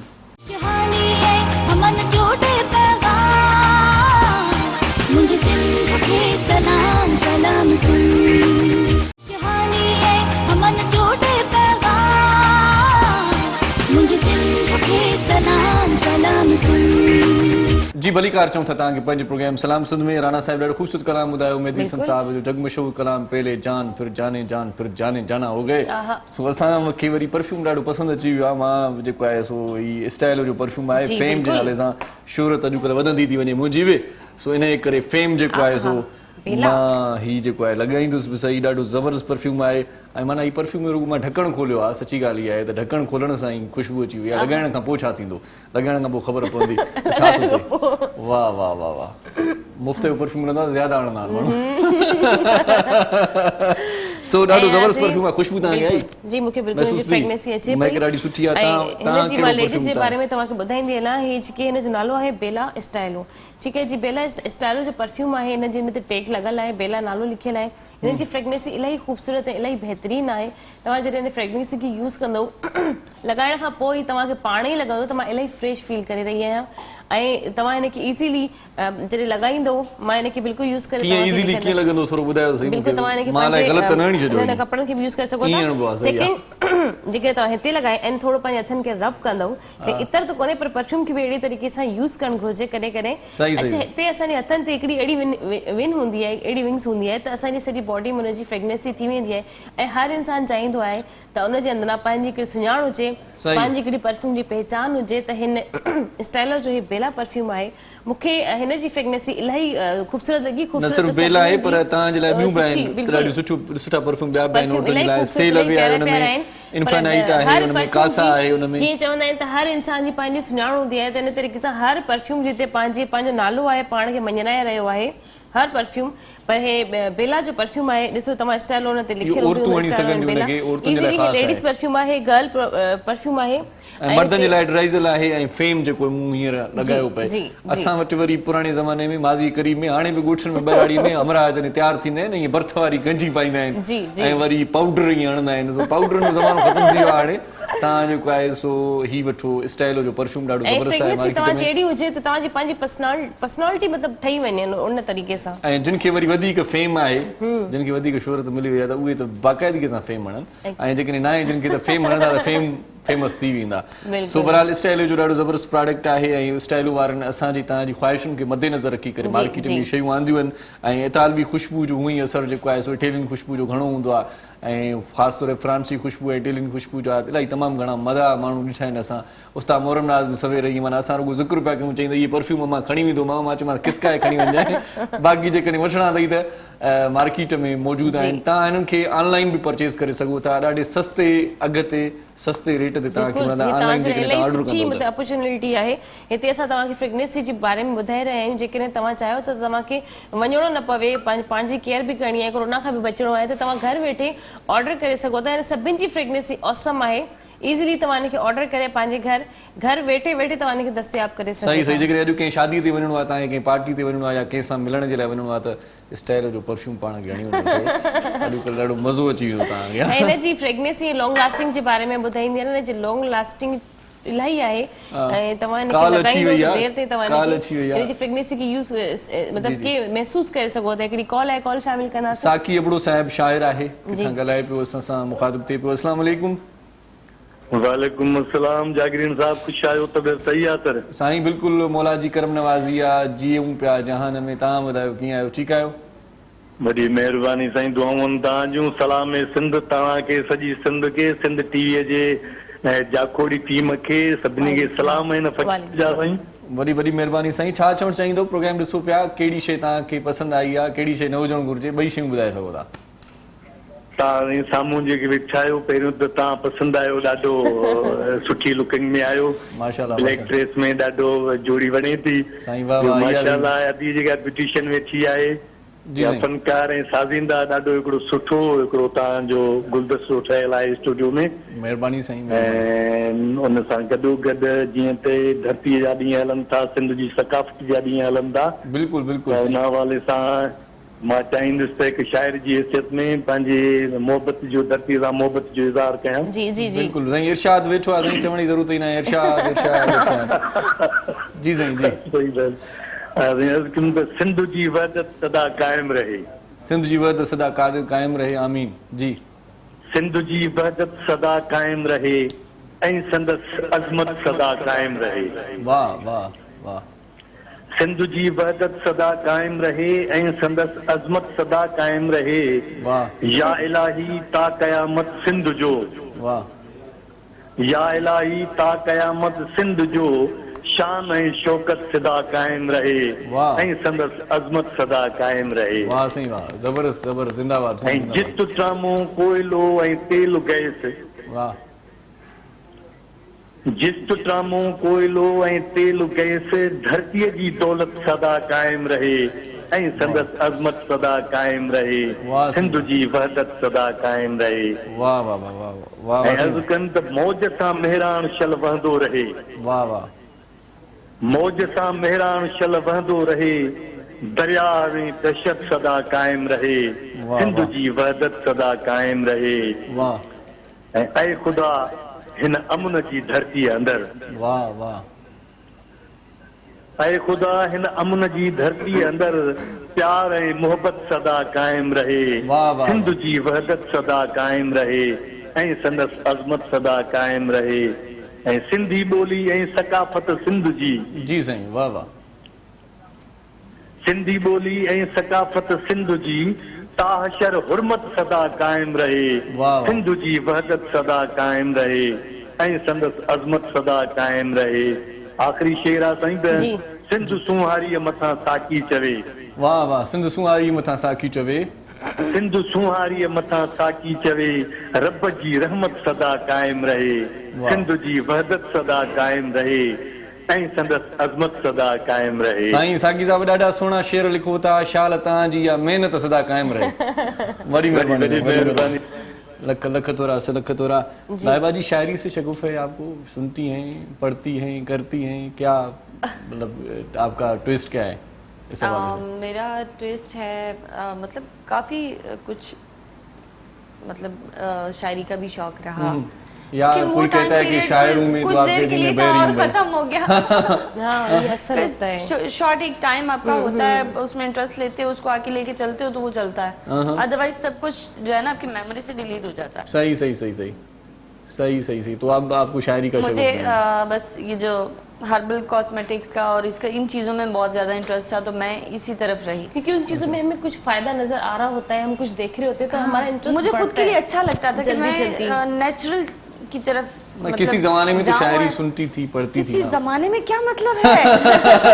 What do you mean, आपने किसी कहा जो जमाने भी में? कि भाई शुरू शुरू में होता है, कुछ टाइम होता बचपन है। भी तो होता है, यंगर बचपन में कौन शायरी सुनता है? किसी ने शायरी नहीं सुनी। बचपन में सुनी थी आपने शायरी भाई? नहीं, ये हम तो तो शायरी सुनते तो थे। जवानी में ही सुनते हैं इनका लोग। कहने का मकसद था कि 1-1.5 साल पहले मेरा शौक था, अब खत्म हो गया। हाँ, इनका कहने का ये क्या मकसद मतलब था है ना जमाने भाई, से? ऐसी बात नहीं सही। ये मैं माजी करीब की बात कर रहा हूँ, पुराने जमाने की बात नहीं कर रहा मैं। जी बिल्कुल। अच्छा माशाल्लाह। जी, अच्छा लाइबा मुझे ये बताओ कि चलो लेडीज के चेहरे और बालों को तो फिर भी केयर कर लेती हैं, हाथ जो होते हैं वो इंसान की पहचान बता देते हैं कि इनकी हाथों से पता चलता है कि हाथों अपने से आप या पैरों से? हाँ, कितना हाथ अपनी पाँव से care पता रखते चलता हैं। है। हाथों की नहीं प्रोडक्ट कोई बताए अच्छा सा कि हमें हाथों की किस तरीके से केयर करनी चाहिए, कितने टाइम हमें उसको साफ सुथरा रखना चाहिए, और उसके हाथों के लिए क्या है आपके इसमें हिसाब में? दुआ करनी चाहिए या क्या करना चाहिए? दो दुआ हाथ करते से लेना रहे तुम्हारे साथ तो। देखिए, हाथों से तो आप दुआ कर लेंगे, पैरों का क्या करेंगे? ये बताएं। हाँ तो वो आप लेकिन बताएंगी उसमें ना, ये है कि इसलिए। हमारे हर्बल ग्रीन्स हर्बल के नाम से है, यानी हर कॉस्मेटिक्स के आगे ग्रीन्स हर्बल लगता है, तो उसका आप एक बॉडी लोशन है अच्छा अच्छा। वो आप लें, और एक लोशन है जो आप रेगुलर वैसे यूज़ करते हैं, एक नाइट में आप यूज़ करते हैं। सही। जो नाइट वाला है वो आप नाइट को लगा के आप सो जाएं और सुबह उसको वॉश कर लें, तो आपको ग्लो भी मिलेगा और सॉफ्टनेस भी मिलेगी। सही सही सही अच्छी माशाल्लाह। बात है, ज़बरदस्त। ये नाज़रीन तव्हां जेकॾहिं असांजे प्रोग्राम में कॉल करणु चाहियो था त यकीनन कयो, बल्कि जेकॾहिं मां तव्हांखे फोर्स कंदसि तव्हां असांजे प्रोग्राम में कॉल कयो। हिते मतिलबु इलाही सुठी लाइबा ख़ान असां सां गॾु आहिनि ऐं स्किन जे बारे में ॿुधाए रहियूं आहिनि, वारनि जे बारे में ॿुधाए रहियूं आहिनि, तव्हांजे हथनि पेरनि जी केयर जे बारे में ॿुधाए रहियूं आहिनि। बाहिज़ असांजूं कुझु अहिड़ा पॉट्स हूंदा आहिनि जेके वाक़ई में असां जेके निशानात हूंदा आहिनि उहे रिमूव कोन थी सघंदा आहिनि। सही सही सही। उन्हनि जे नंढी मथां ॻाल्हियुनि ते महिनत ध्यानु हूंदी ॾियण आहे, जी ज़रूरत बिल्कुलु। आहे, पंहिंजो पाण ते ध्यानु ॾियण जी ज़रूरत आहे। हथ बि ॾाढा ख़ूबसूरत हूंदा आहिनि, कॾहिं कॾहिं न किना हूंदा आहिनि, सो उन्हनि जे लाइ बि तव्हां ॾाढो सुठो फार्मूलो मूंखे उन ॾींहुं बि ॾिनो हुयो। जी बिल्कुल। उन खां पोइ न मुंहिंजा बि ॾाढा सुठा थी विया आहिनि। Thank U.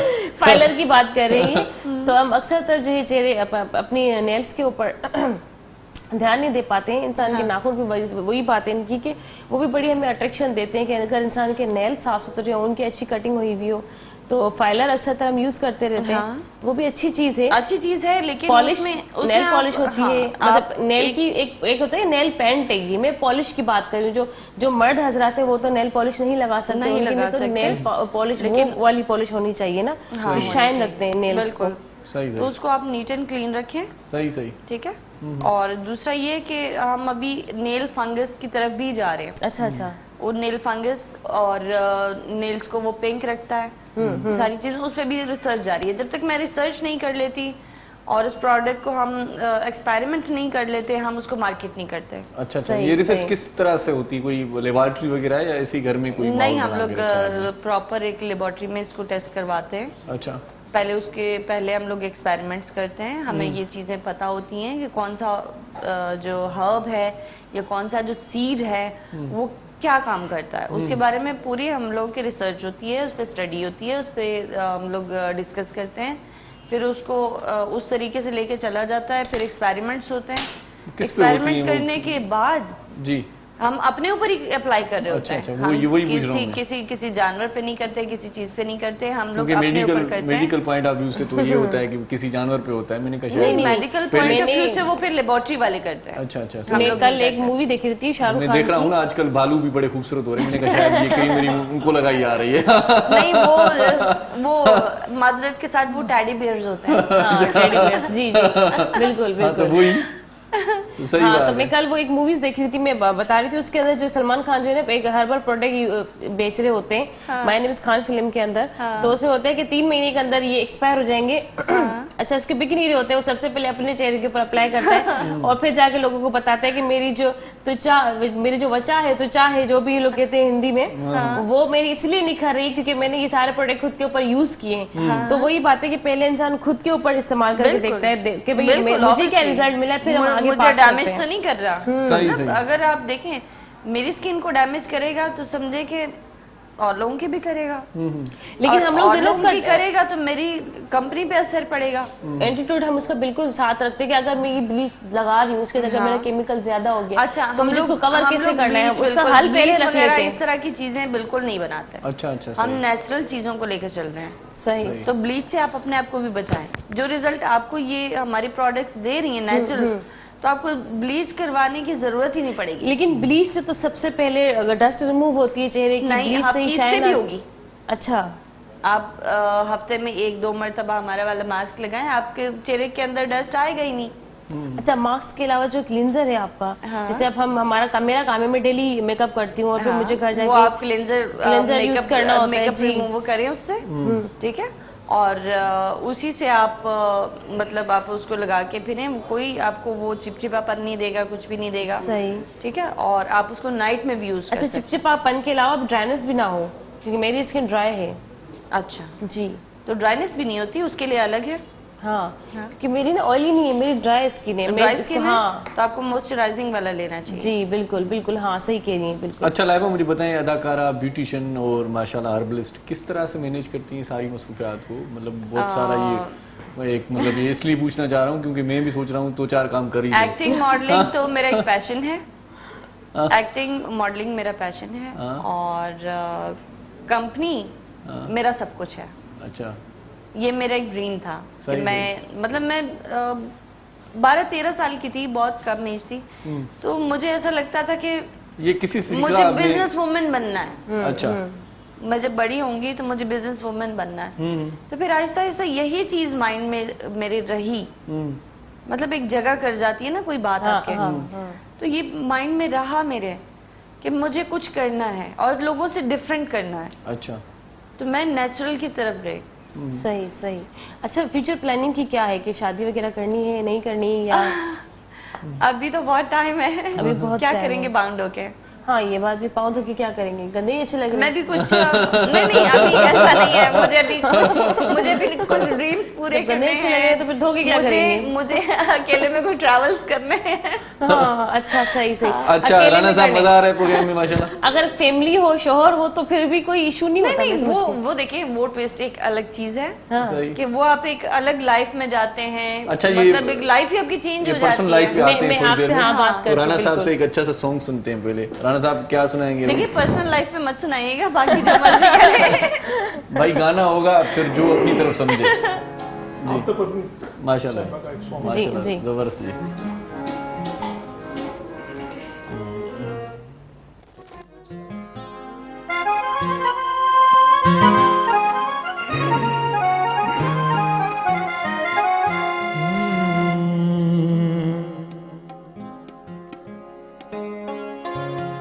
तस्बीह पढ़ी मक्कार अली ते दाड़ी कीती चिट्टी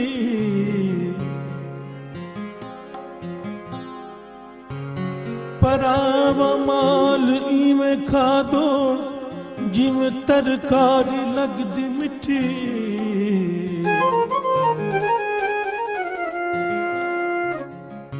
अरे लोगो तुम्हारा क्या, अरे लोगो तुम्हारा क्या, मैं जानू मेरा खुदा जाने। अरे लोगो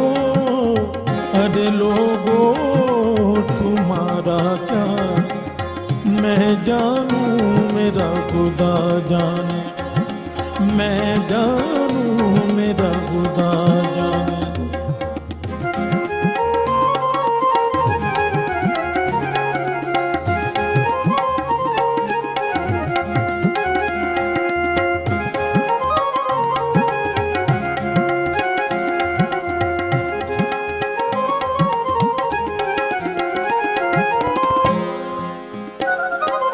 जो ज़र मांगो, जो ज़र मांगो, जो ज़र मांगो तो बेज़र हूँ, जो सर मांगो तो हाजिर हूँ।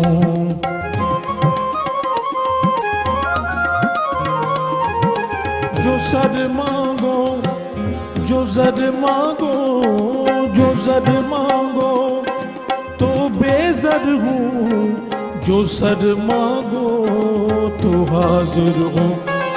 मुख मोड़ूं तो काफिर हूँ, मैं जानू मेरा खुदा जाने, मैं जानू मेरा अल्लाह जाने। अरे लोगो तुम्हारा क्या, मैं जानू मेरा खुदा जाने, मैं जानू मेरा खुदा जाने।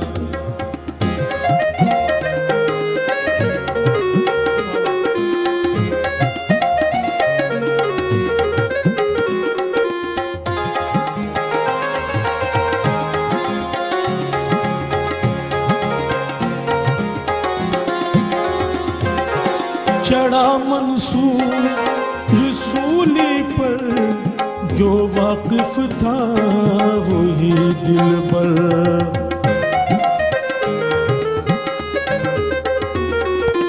चढ़ा मंसूर, चढ़ा मंसूर, चढ़ा मंसूर सूली पर, जो वाकिफ था वही दिलबर। अरे मुल्ला जनाजा पढ़, मैं जानू मेरा खुदा जाने। अरे लोगो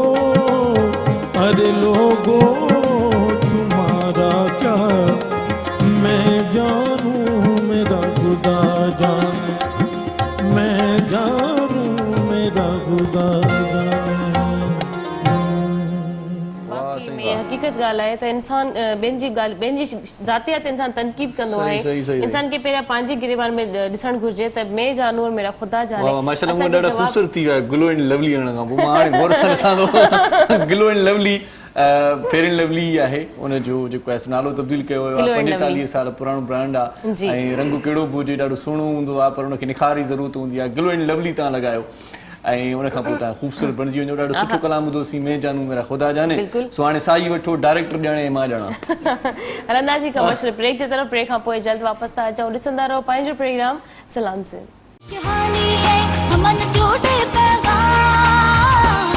मुझे सिंध के सलाम सलाम सुन, हमन जोड़े पैगाम, मुझे सिंध के सलाम सलाम सुन। जी वली तव्हांखे वरी भलीकार चऊं था, ख़ुशामदी तव्हांखे पंहिंजे प्रोग्राम सलाम सिंध में रोज़ानी डिजिटल अख़बार कराची हैदराबाद सखर मां हिकु ई वक़्तु शाया थींदी आहे। हिनखे त हिन अख़बार जी जेका क़ीमत आहे उहा 8 रुपया आहे, बल्कि 20 रुपया आहे। 8 सिफ़ा आहिनि हिन अख़बार में। मां तव्हां ॾिसां पियो, तव्हांखे मां महसूसु थियो तव्हां चुप हा था कयो। तव्हांखे मां 8 रुपए चवां, तव्हां चओ हा 20 रुपया आहे बाबा, 20 रुपया क़ीमत आहे, सिफ़ा हिन अख़बार जा 8 आहिनि। गलती पंहिंजी, इल्ज़ाम मुझे मथां। अॼु अंगारे जो ॾींहुं आहे 17 नवंबर 2020 जे मुताबिक़ 30 रबीउल अव्वल 1442 हिजरी।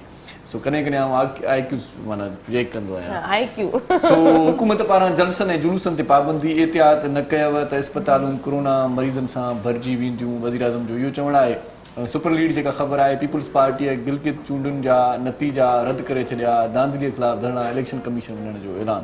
गिलगित बल्तिस्तान ॾाढो ॾुखियो नालो आहे, पर असां चई वेंदा आहियूं पोइ बि। तव्हां जेके 3 चकर कंटिन्यू चओ न, तव्हांखे इनाम ॾींदासीं। गिलगित बलूचिस्तान, बलूचिस्तान न आहे, बलूचिस्तान न आहे न इहो बल्तिस्तान, 3 चकर बल्तिस्तान, बल्तिस्तान, 3 चकर गिलगित बल्तिस्तान, गिलगित बल्तिस्तान 3 चकर। सुभाणे प्रैक्टिस करे असां नंढपण में चवंदा हुआसीं कचा पापड़ पका पापड़ कचा पापड़, हे बि उहो ई चकर आहे। सो बहरहाल फिरदौस आशिक माण्हू चयो पई त बिलावल भुट्टो खे सुठनि ॿारनि जी शिकस्त तस्लीम करणु घुरिजे।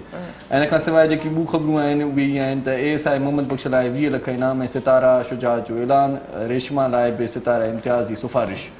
इन खां सवाइ ॿिनि ख़बरुनि में पाण पढ़ंदा रहंदासीं त हुकूमत तइलीमी इदारा बंदि करण जे इम्कान खे रद्द करे छॾियो आहे। ऐं हैदराबाद में कोरोना जा 2 मरीज़ फ़ौत, 100 खां मथे केस रिपोर्ट थिया आहिनि। कुतनि जे ॾाढ़ण जा वाक़िया बि तमामु घणा थी विया आहिनि।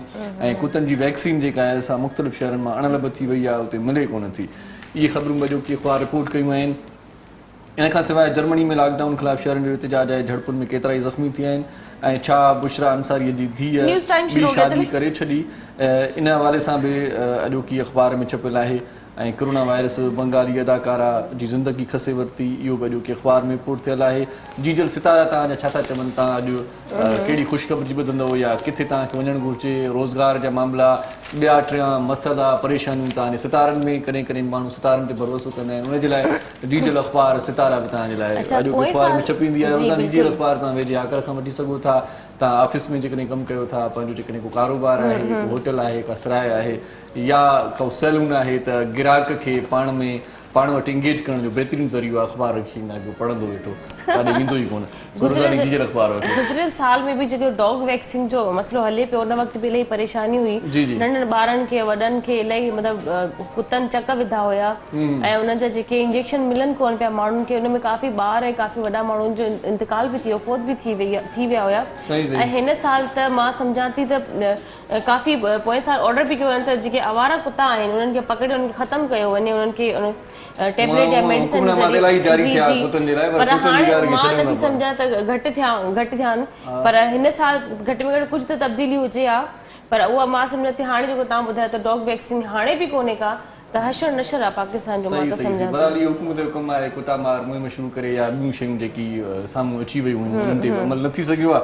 सो ज़ाती ज़िंदगी ते पाण वियासीं, लाइबा खां पुछा पिया कयूं। सो लाइबा जी, वैसे शादी के बारे में मैं आपसे पूछ रही थी कि इरादा आपने कहा अभी बहुत टाइम है, तो फ्यूचर प्लानिंग क्या है? अभी आप अपने मुस्तकबिल में आगे बढ़ना चाहती हैं? मैं मुस्तकबिल में आगे बढ़ना चाहती हूँ और शादी तो देखें एक ऐसा सिलसिला है कि वो किस्मत पे डिपेंड करता है, जब आपकी लिखी होगी हो जाएगी। ये बंदा खुद भी कोशिश करता है, किस्मत ऐसे नहीं होती। कोई अच्छा कोई लड़का मुझे किसी का ना वेट है और ना तलाश है, तो जो होगा मैंने किस्मत में छोड़ा। वैसे आइडिया क्या है, कैसा होना चाहिए? वो ख्वाबों का शहजादा किस तरह का होना मेरा चाहिए? घोड़े पे आएगा दौड़ता हुआ, लाल दुल्हन को ले जाएगा। अच्छा लाइबा, मुझे थोड़ा आपके साथ सिंसियर हो, आपके लिए फाइट करे, इंसान अच्छा हो, लॉयलिटी हो और सांस लेता हो, बस काफी। अच्छा पता है क्या, जो बुरे लोग होते हैं वो भी शादी के बाद अच्छे हो जाते हैं और जो अच्छे लोग होते हैं वो भी शादी के बाद बुरे हो जाते हैं। नेचर पे भी डिपेंड करता है कि आप किस तरह उनकी फैमिली को लेके चलते हो, क्योंकि आपने सिर्फ हस्बैंड को नहीं अपनी पूरी फैमिली को लेके चलना होता है। शुरू में डिमांड कर देती है हमें अलग रहना है। आप बता रहे हैं आपके इतने पोता नवासी जिंदगी गुजारी आपने। हर इंसान अपनी बच्ची के बारे में पहले ये सोचता है कि यार चलो 1-1.5 साल साथ रह लेगी, उसके बाद अच्छा अपना सेपरेट हो जाए, और ये हर लड़की का हक है, इस्लाम में जायज़ है। अगर एक लड़की चाहती है मेरा कमरा, मेरा वॉशरूम, मेरा किचन अलग कर दिया जाए तो वो अलग हो सकती है। उस लड़की की मर्जी है कि उस लड़के के माँ बाप को खाना देती है तो वो उसका सवाब का काम है, अगर नहीं देती तो माँ बाप के ऊपर फर्ज नहीं है कि उस लड़की के ऊपर थोपें, इस्लाम कहता है। और आजकल के लोग उसकी नंदे, उसके देवर, उसकी सास की बहनें, उनकी माएँ, सब एक बच्ची के ऊपर इतना बर्डन हो जाते हैं कि वो बच्ची को, और फिर माँ बाप भी कहते हैं लगे बस तो अब आने हो गई थोड़ी देर में शादी, जेड़ो गुजारा थींदो करो। हिते। हाँ, लेकिन ये दोनों लगे साइड से जाते होता हैं, है ना, दोनों साइड से होता है। नहीं मैं आपको जो अच्छे और बुरे इंसानों के बारे में मैं बता रही हूँ ना, तो कई अच्छे families इंसान बाद होती में हैं। बुरे हो जाते हैं, बुरे इंसान भी बहुत अच्छे हो जाते पूछे हैं। नहीं बल्कि बताएं नहीं, पूछे पूछे उनसे अच्छे मेहमान हो हुए। जाते हैं। और दूसरी बात ये है कि आजकल की लड़कियां जो हैं दूसरे घरों में जाकर जो है ना वो अगलों की बात को बर्दाश्त नहीं करती, ना हस्बैंड की, ना सास की, ना ससुर की, ना देवर की। आप अब उनकी फैमिली में जब आप जाते हैं तो अपने आप को वहाँ पे इतना डाल लें कि आपने वहाँ पे इतनी जगह बना लेनी कि वो लोग आपके बगैर रह नहीं सकते। लाइबा मतलब पता है अदब क्या, एहतराम होना अगर चाहिए आप ना, ये इसका चाहते अदब हो ना एहतराम होता है, प्यार मोहब्बत होता है। देखिए हम अपनी माँ बाप की, अपनी Due बहन respect की होती है। सारी बातें बर्दाश्त कर जाते हैं, वो माँ बाप है, ससुराल में नहीं करते। वो यही थोड़ा सा बात है, करना चाहिए, थोड़ा सा लड़की को करना भी चाहिए ना। करना चाहिए। अगर आप ये जहाँ कह रही हैं पे कि देवर की और नंद की और इनकी करनी बिला वजह बर्दाश्त नहीं करनी चाहिए, मतलब वहाँ पर बिला जरदारी वजह वाली नहीं पॉलिसी करनी होनी चाहिए, चाहिए। नफाए आजकल वाली अगर पॉलिसी। बच्चियां बर्दाश्त करने लगती हैं तो ससुराल वाले इतने नहीं, हावी इतना हो नहीं, जाते हैं उनके इतना ऊपर। नहीं। हर तरफ से मैं आपको बता रही हूँ, हर तरफ से एक बैलेंस होना चाहिए। हमारी अच्छा, आपकी फैमिलीज में थीम भी क्या है बहुत कि सारी मतलब शादियां हुई। लेकिन आपको मसला लगता है ये कि कि- आपके अंदर इतना कॉम्प्रोमाइज है कि आप कर लेंगी, इतनी बर्दाश्त है आप में? मेरे में बहुत बर्दाश्त है। सही, हाँ वो मुझे दिख रहा है। सीरियसली। जब रहना वही है, लाइफ गुजारनी वहाँ पर है, कुछ करना ही पड़ेगा। उसके अलावा क्या रास्ता है? नहीं नहीं बहुत ऐसा अच्छी भी बात नहीं की है। आपने कि बैलेंस के साथ साथ बैलेंस के साथ लेके चलें, जो जहाँ पे आपका बोलने का हक है आप बोलें। जहाँ पे आपको लगता है कि आपकी खामोशी से अगले का दिल नहीं दुखेगा या आपकी खामोश हो जाने से कोई बात बढ़ेगी नहीं, तो आपको खामोश हो जाना चाहिए। सही सही। और मतलब जो है ना वो ससुराल की बात अपने माँ बाप ससुराल की से बात करनी भी रखनी चाहिए। हाँ, ऐसा नहीं ये है कि इधर जी की बात, आप ये बैलेंस की बात की ना, बैलेंस मोबाइल में भी होता है, फिर कॉल हो जाती है बस ये, अम्मा नहीं, मुझे इसने सॉरी, मार मैं दिया। इस तरह का मजाक नहीं करती मैं। तो ये बैलेंस ना होना चाहिए, बैलेंस रिश्तों इस में तरह का होना मजाक चाहिए। मेरा किसी के साथ नहीं है, सीरियसली। हाँ सही बात है। तो ये बात है कि- मतलब ऐसा नहीं लगा कि आप लाइव से इंटरव्यू कर रहे हैं, आपको इनके बता पास रहे बैलेंस आ जाता है, बैलेंस धलवाती नहीं है, नहीं, बैलेंस मैं कभी ना आता किसी है ना से नहीं। भेजती नहीं, जबरदस्त, ना, ये काम अच्छा है। सही। इस तरह का जिंदगी को मजाक नहीं बैलेंस में करती। गुजारने के लिए क्या करना जबरदस्त। चाहिए? सबसे पहले हम्म, आपको अपना एनालिसिस करना चाहिए, खुद को पहले पहचानना चाहिए। खुद को आपको पहचानना चाहिए, हुकूकुल बात का ख्याल रखना चाहिए और झूठ से थोड़ा दूर रहें। थोड़ा ही नहीं, बहुत ज्यादा। नहीं, थोड़ा रहे, आजकल का दौर नहीं है। नहीं पता है क्या। अच्छा लाइबा क्या चाहती हो आप जिस कंपनी में काम कर रही हैं, आप अपने लिए क्या नहीं, बना रही मैं हैं? किसी गाड़ी, कंपनी घर? में काम नहीं कर आपकी रही। अपनी मेरी खुद की कंपनी है? कंपनी है, अल्हम्दुलिल्लाह। मैं इसकी ऑनर हूँ और अल्हम्दुलिल्लाह मैं इसकी सोलो ऑनर हूँ। अच्छा, तो आप मतलब क्या फ्यूचर में बनना, कि अब मेरा अपना घर हो जाए, अपनी गाड़ी हो जाए, मेरी इतनी चीजें कंप्लीट मेरी हो इस तरह से जाए, फिर कोई मैं शादी ख्वाहिश के बारे नहीं में है, मेरी इस सोचूंगी। तरह से कोई ख्वाहिश नहीं है। मैं इस कंपनी को लेके इस नज़रिए से बिल्कुल नहीं चलती। मेरा अपना एक नज़रिया है कि मैं लोगों की काम आ सकूं। 2 वक्त की रोटी हर कोई खा लेता है, सही सही बात है। ठीक है। और दूसरा ये है कि आपको क्या पता कि अगले पल में आपके साथ क्या होने वाला है, अगले घंटे में आपके साथ क्या होने वाला है। मैं जमा करने वालों में से नहीं हूँ, सही। मैं जमा नहीं करती। सही सही। हाँ, मुझे अगर दिखता है कि मेरे पास अगर एक टाइम की मैं रोटी नहीं खाऊंगी तो मुझे कुछ नहीं होगा। मेरी जगह कोई और खा लेगा जिसने 2-3 दिन से नहीं खाया तो मुझे खुशी होती है। सही सही बात है। अच्छा, किसी ने रोका टोका नहीं कि क्या फील्ड ये आप मतलब नहीं सिलेक्ट कर रही हैं, क्योंकि खामखा मेरी कुछ और कर लें, कोई अच्छा कारोबार गारमेंट्स का कर नहीं, लें? आपको क्यों लगता है कि शोबिज अच्छा नहीं? हाँ, तो मुझे तो नहीं लगता, लेकिन लोगों को लगता है ना। मैं तो खुद शोबिज का हिस्सा लोगों हूं। की लोग तो सोच मुझे भी गलत बोलते हैं मैं देखिए, मर्द हूं, लेकिन कहते हैं कि भाई आप क्यों खामखा लोग टाइम वेस्ट कर रहे हैं? हर कोई हर एक चीज को अपने नजरिए से देखता है और जिस तरह का वो होता है वो वही सोचता है। सही सही। तो मुझे उससे कोई फर्क नहीं पड़ता। मैं ठीक हूँ, मैं अपने वे पे ठीक हूँ, मेरी फैमिली को पता अच्छा, है। यहाँ पर ये भी होता है अगर आप कामयाब हो जाते हो तो फिर वही लोग कहते हैं कि भाई जबरदस्त, आपकी फील्ड बहुत अच्छी है, बड़ा Obviously. नाम कमा रहे हैं आप, माशाल्लाह, हमारा Obviously, प्राउड वही है लोग आप, होते हैं हमारा जो दो। आपके आगे पीछे हो रहे होते हैं, जो हाँ, हाँ। आपको पहले आपको टॉर्चर भी कर रहे होते हैं, टॉन्ट्स भी कर रहे होते हैं चीजें। अगर ये सब चीजों की मैं परवाह करती तो आज मैं लाइबा खान नहीं होती। सही सही सही, माशाल्लाह, लाइबा सही, खान। जी। अच्छा, ये वैसे आपका रियल नेम है या ये मेरा शोबिस का रियल नाम? नेम है। कभी कभार ये होता है कि शोबिस में आके नाम चेंज हो जाता है, निकनेम रख देती हैं बहुत मैंने सारे। सोचा था, मुझसे गलती हो गई, मैंने दूसरा नाम सोचा था अपना, क्या सोचा? खुशबू। फैल जाना हर जगह। वाह वाह, हाँ, ये नहीं, अच्छा। स्टाइलों के दिमाग बाद ही ये नहीं इसकी था, रेंज सदफ है है। तो सदफ है, लिखो सदफ है। नहीं, नेचुरल जो होता है वो नेचुरली होता है। सही सही। सही। वैसे नाम दोनों का खूबसूरत है, मुझे कोई इतराज़ नहीं आपके नामों पे। लाइबा खान, ये सदफ, वाह वाह, ॾाढो सुठो नालो आहे तव्हांजो। मुंहिंजो नालो बि ॾाढो सुठो आहे, अहिड़ी ॻाल्हि नाहे। सो आख़िर में मैसेज आप देंगी कोई हाँ, जो मैसेज याद रह जाए, अच्छी कोई बात? हाँ, मैसेज ये है कि जब भी किसी मतलब मैं भी हैवी ट्रैफिक में जा रही होती हूँ तो मैं अक्सर देखती हूँ कि एम्बुलेंस को जल्दी रास्ता नहीं दिया जाता। तो प्लीज एक तो वो चीज या तो ऐसे भी होता है कि एम्बुलेंस के पीछे भागते हैं कि भाई इसको रास्ता मिल जाएगा, मैं भी निकल जाऊंगा। वो तो बात का ये भी इशू है होता है ना, ना? लेकिन एम्बुलेंस को टाइम पे रास्ता दें। ठीक है। और दूसरी जो चीज मैं मिस करती हूँ अपनी लाइफ में, जब मैं बहुत छोटी सी थी तो हम लोग एक दूसरे को मतलब पोस्ट कार्ड्स भेजा करते थे। सही सही सही सही। ठीक है। अब नहीं भेजते, अब हम जस्ट एक मैसेज और फोन और ये चीजें, लेकिन वो जो इन्वायरमेंट था, वो जो चीजें थी, वो इंसान को करनी चाहिए और करते रहनी चाहिए, क्योंकि उस चीज के भेजे हुए की जो मोहब्बत है वो आपके टेक्स्ट भेजने की नहीं है। वाह वाह, ज़बरदस्त। ये पुरानी शयूं फितरी जेके आहिनि से पाण वटि पुराणे ज़माने खां वठी इहे जेके रिवाज आहिनि इन्हनि खे वरी जीआरिजे ऐं पाण जेको आहे सो हिन भेरे ईद बरात ते पाण कार्ड मोकिलींदासीं। लाइबा जो इहो चवणु आहे। So thank you so much, आप हमारे प्रोग्राम में तशरीफ़ लाई। मां तव्हांखे विजिटिंग कार्ड ॾियां थो फ़िलहाल, तव्हां गुज़ारो कयो।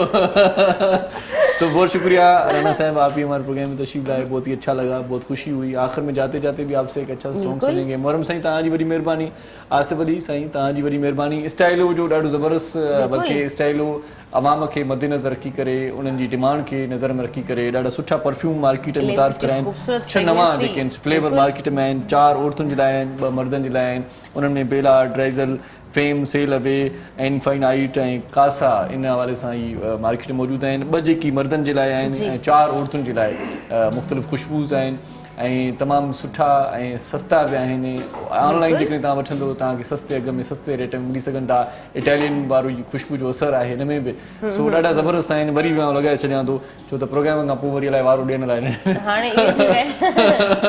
मस्ती मज़ाक कंदा आहियूं। बहरहाल स्टाइलो जो जेको आहे सो ही परफ्यूम जेको मां फेम जेको आहे सो हिन वक़्तु जेको मां सिलेक्ट करे पंहिंजे हथ में रखियो आहे ऐं मूंखे हिन जी ख़ुशबू ॾाढी वणी आहे ऐं तव्हांखे वरी बेला जी ख़ुशबू ॾाढी वणी आहे। मां पंहिंजे व्यूअर्स खे ॿुधाईंदी न, ख़ुशबू त सभी सुठियूं हूंदियूं आहिनि, पर हीअ जेकी बेला जी फ्रेगनेंसी आहे इलाही स्मूथ ऐं लाइट आहे। ॿियनि जी ख़ुशबू बि इलाही प्यारी आहे। सुभाणे जेकॾहिं इहे परफ्यूम रहिया हिते त मां तव्हांखे ॿियनि परफ्यूमनि खे बि यूज़ करे ॾेखारींदसि, छो हिकिड़े वक़्त में सुभाणे बि हूंदा परफ्यूम। मां त हे घर खणी थो वञा, खीसे में रखी छॾियां छो मथां वरी मसलो थी वञे। हिकिड़ी फ्रेगनेंसी जेके परफ्यूम जी असांखे सूट कंदी आहे, असांजी पंहिंजी सुञाण थी वेंदी आहे, त तव्हां स्टाइलो जा परफ्यूम यूज़ कयो। हिन जा न्यू फ्रेगनेंसी आई आहे जेके परफ्यूम जे इलाही शौक़ीन हूंदा आहिनि, उन्हनि खे ख़बर हूंदी आहे त असांखे कहिड़ी ख़ुशबू पसंदि आहे, कहिड़ी ख़ुशबू असांखे लॻाइणु घुरिजे। ऐं हर इंसान चाहींदो आहे त मां ॾींहों ॾींहुं जेको आहे अलॻि अलॻि फ्रेगनेंसी खे इस्तेमालु कया, उन्हनि खे यूज़ कया। इलाही ख़ूबसूरत इन जी इलाही प्यारी, इलाही स्मूथ एंड लाइट फ्रेगनेंसी आहे। बिल्कुलु हिन जी लॉन्ग लास्टिंग आहे। जो चाहो वो पाओ, हिन में उहा ई ॻाल्हि अथव। तव्हां जेको चाहियो था तव्हांखे हिन जे अंदरि ज़रूरु उहा शइ मिलंदी। सही, मुंहिंजे खीसे में जाइ न आहे, तव्हां पंहिंजे पर्स में हली रखी छॾिजो, पोइ मां तव्हां खां वठंदुसि। सो स्टाइलो जो ॾाढा ख़ूबसूरत ब्रांड्स अची विया आहिनि, बल्कि फ्लेवर अची विया आहिनि। ख़ुशबुनि जा ख़ुशबू शख़्सियत में निखार आणींदी आहे। ख़ुशबू लॻायो, ख़ुशबू जो तोहफ़ो बि ॾियो ऐं इन ई ते असांजो जेको प्रोग्राम पूरो थिए थो। फेयर एंड लवली जो नालो बि चेंज थी वियो आहे, ग्लो एंड लवली थी वियो आहे। 45 साल पुराणो ब्रांड आहे, 45 साल पुराणो ब्रांड आहे। हिननि जो इहो चवणु आहे, अवेयरनेस ॾियनि पिया पंहिंजे जेकी कस्टमर आहिनि उन्हनि खे ॿुधाइनि पिया त बाबा ॻाल्हि इहा आहे त फेयर एंड लवली जी तलाश में ॻोल्हा में जेकॾहिं मार्केट में वञो था तव्हांखे ग्लो एंड लवली मिले थो, त इहा साॻी फेयर एंड लवली आहे। तव्हां इस्तेमालु कयो, ॾाढा ख़ूबसूरत कोई बि रंग रूप जेको आहे तव्हांजी पंहिंजी सुञाण न ठाहींदो आहे। ऐं ग्लो एंड लवली तव्हांखे पंहिंजी सुञाण ॾींदी, पंहिंजो हिकिड़ो नालो ॾींदी, तव्हांखे हिकिड़ो स्टेमिना ॾींदी त हा वाक़ई में मां हाणे का शइ जेकॾहिं कंहिंजी शादी आहे, कंहिं छोकिरी जो सांवरो कलर आहे त उहा ग्लो एंड लवली खे इस्तेमालु सही। हाणे पाण मोकिलायूं था, अॼोको प्रोग्राम पंहिंजी पुॼाणी ते पहुचे थो, वक़्तु सफ़ा महदूद आहे, मुक़ाबिलो सख़्तु हुयो, ॾाढो ॻाल्हायोसीं।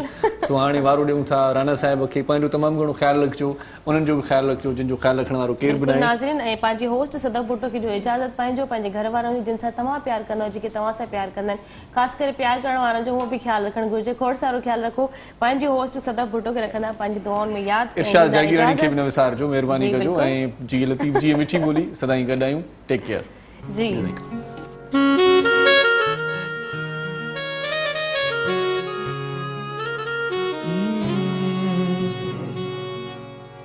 क्यों हमसे खफा हो गए है जाने तमन्ना, क्यों हमसे खफा हो गए है जाने तमन्ना।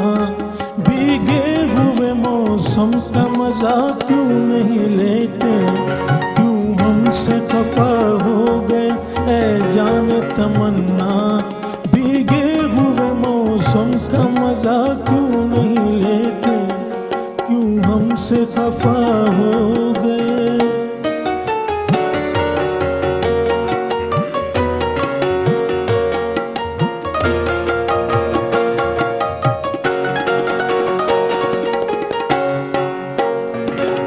ये रात ये बरसात, ये रात ये बरसात, ये सावन का महीना,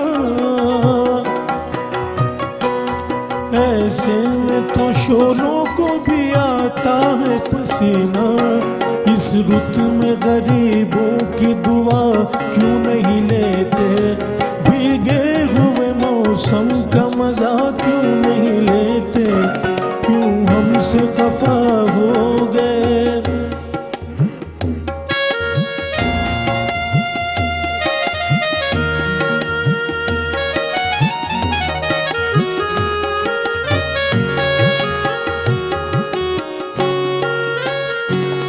आया है किसे रास, आया है किसे रास जुदाई का ये आलम,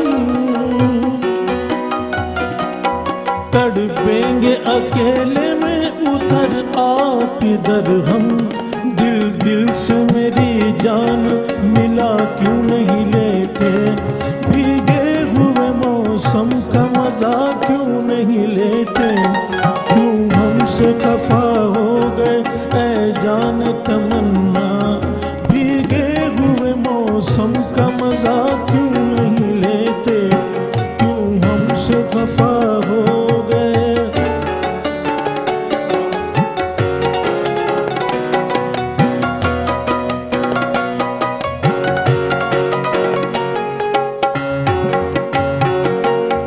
देखो तो जरा झांक के बाहर की फजा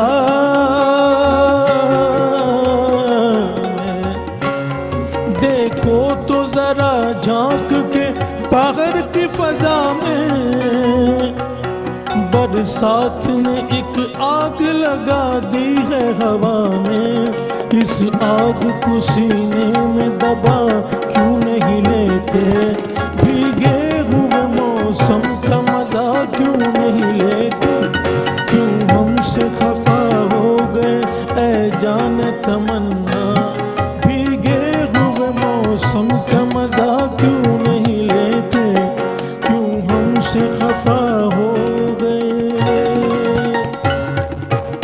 थैंक यू।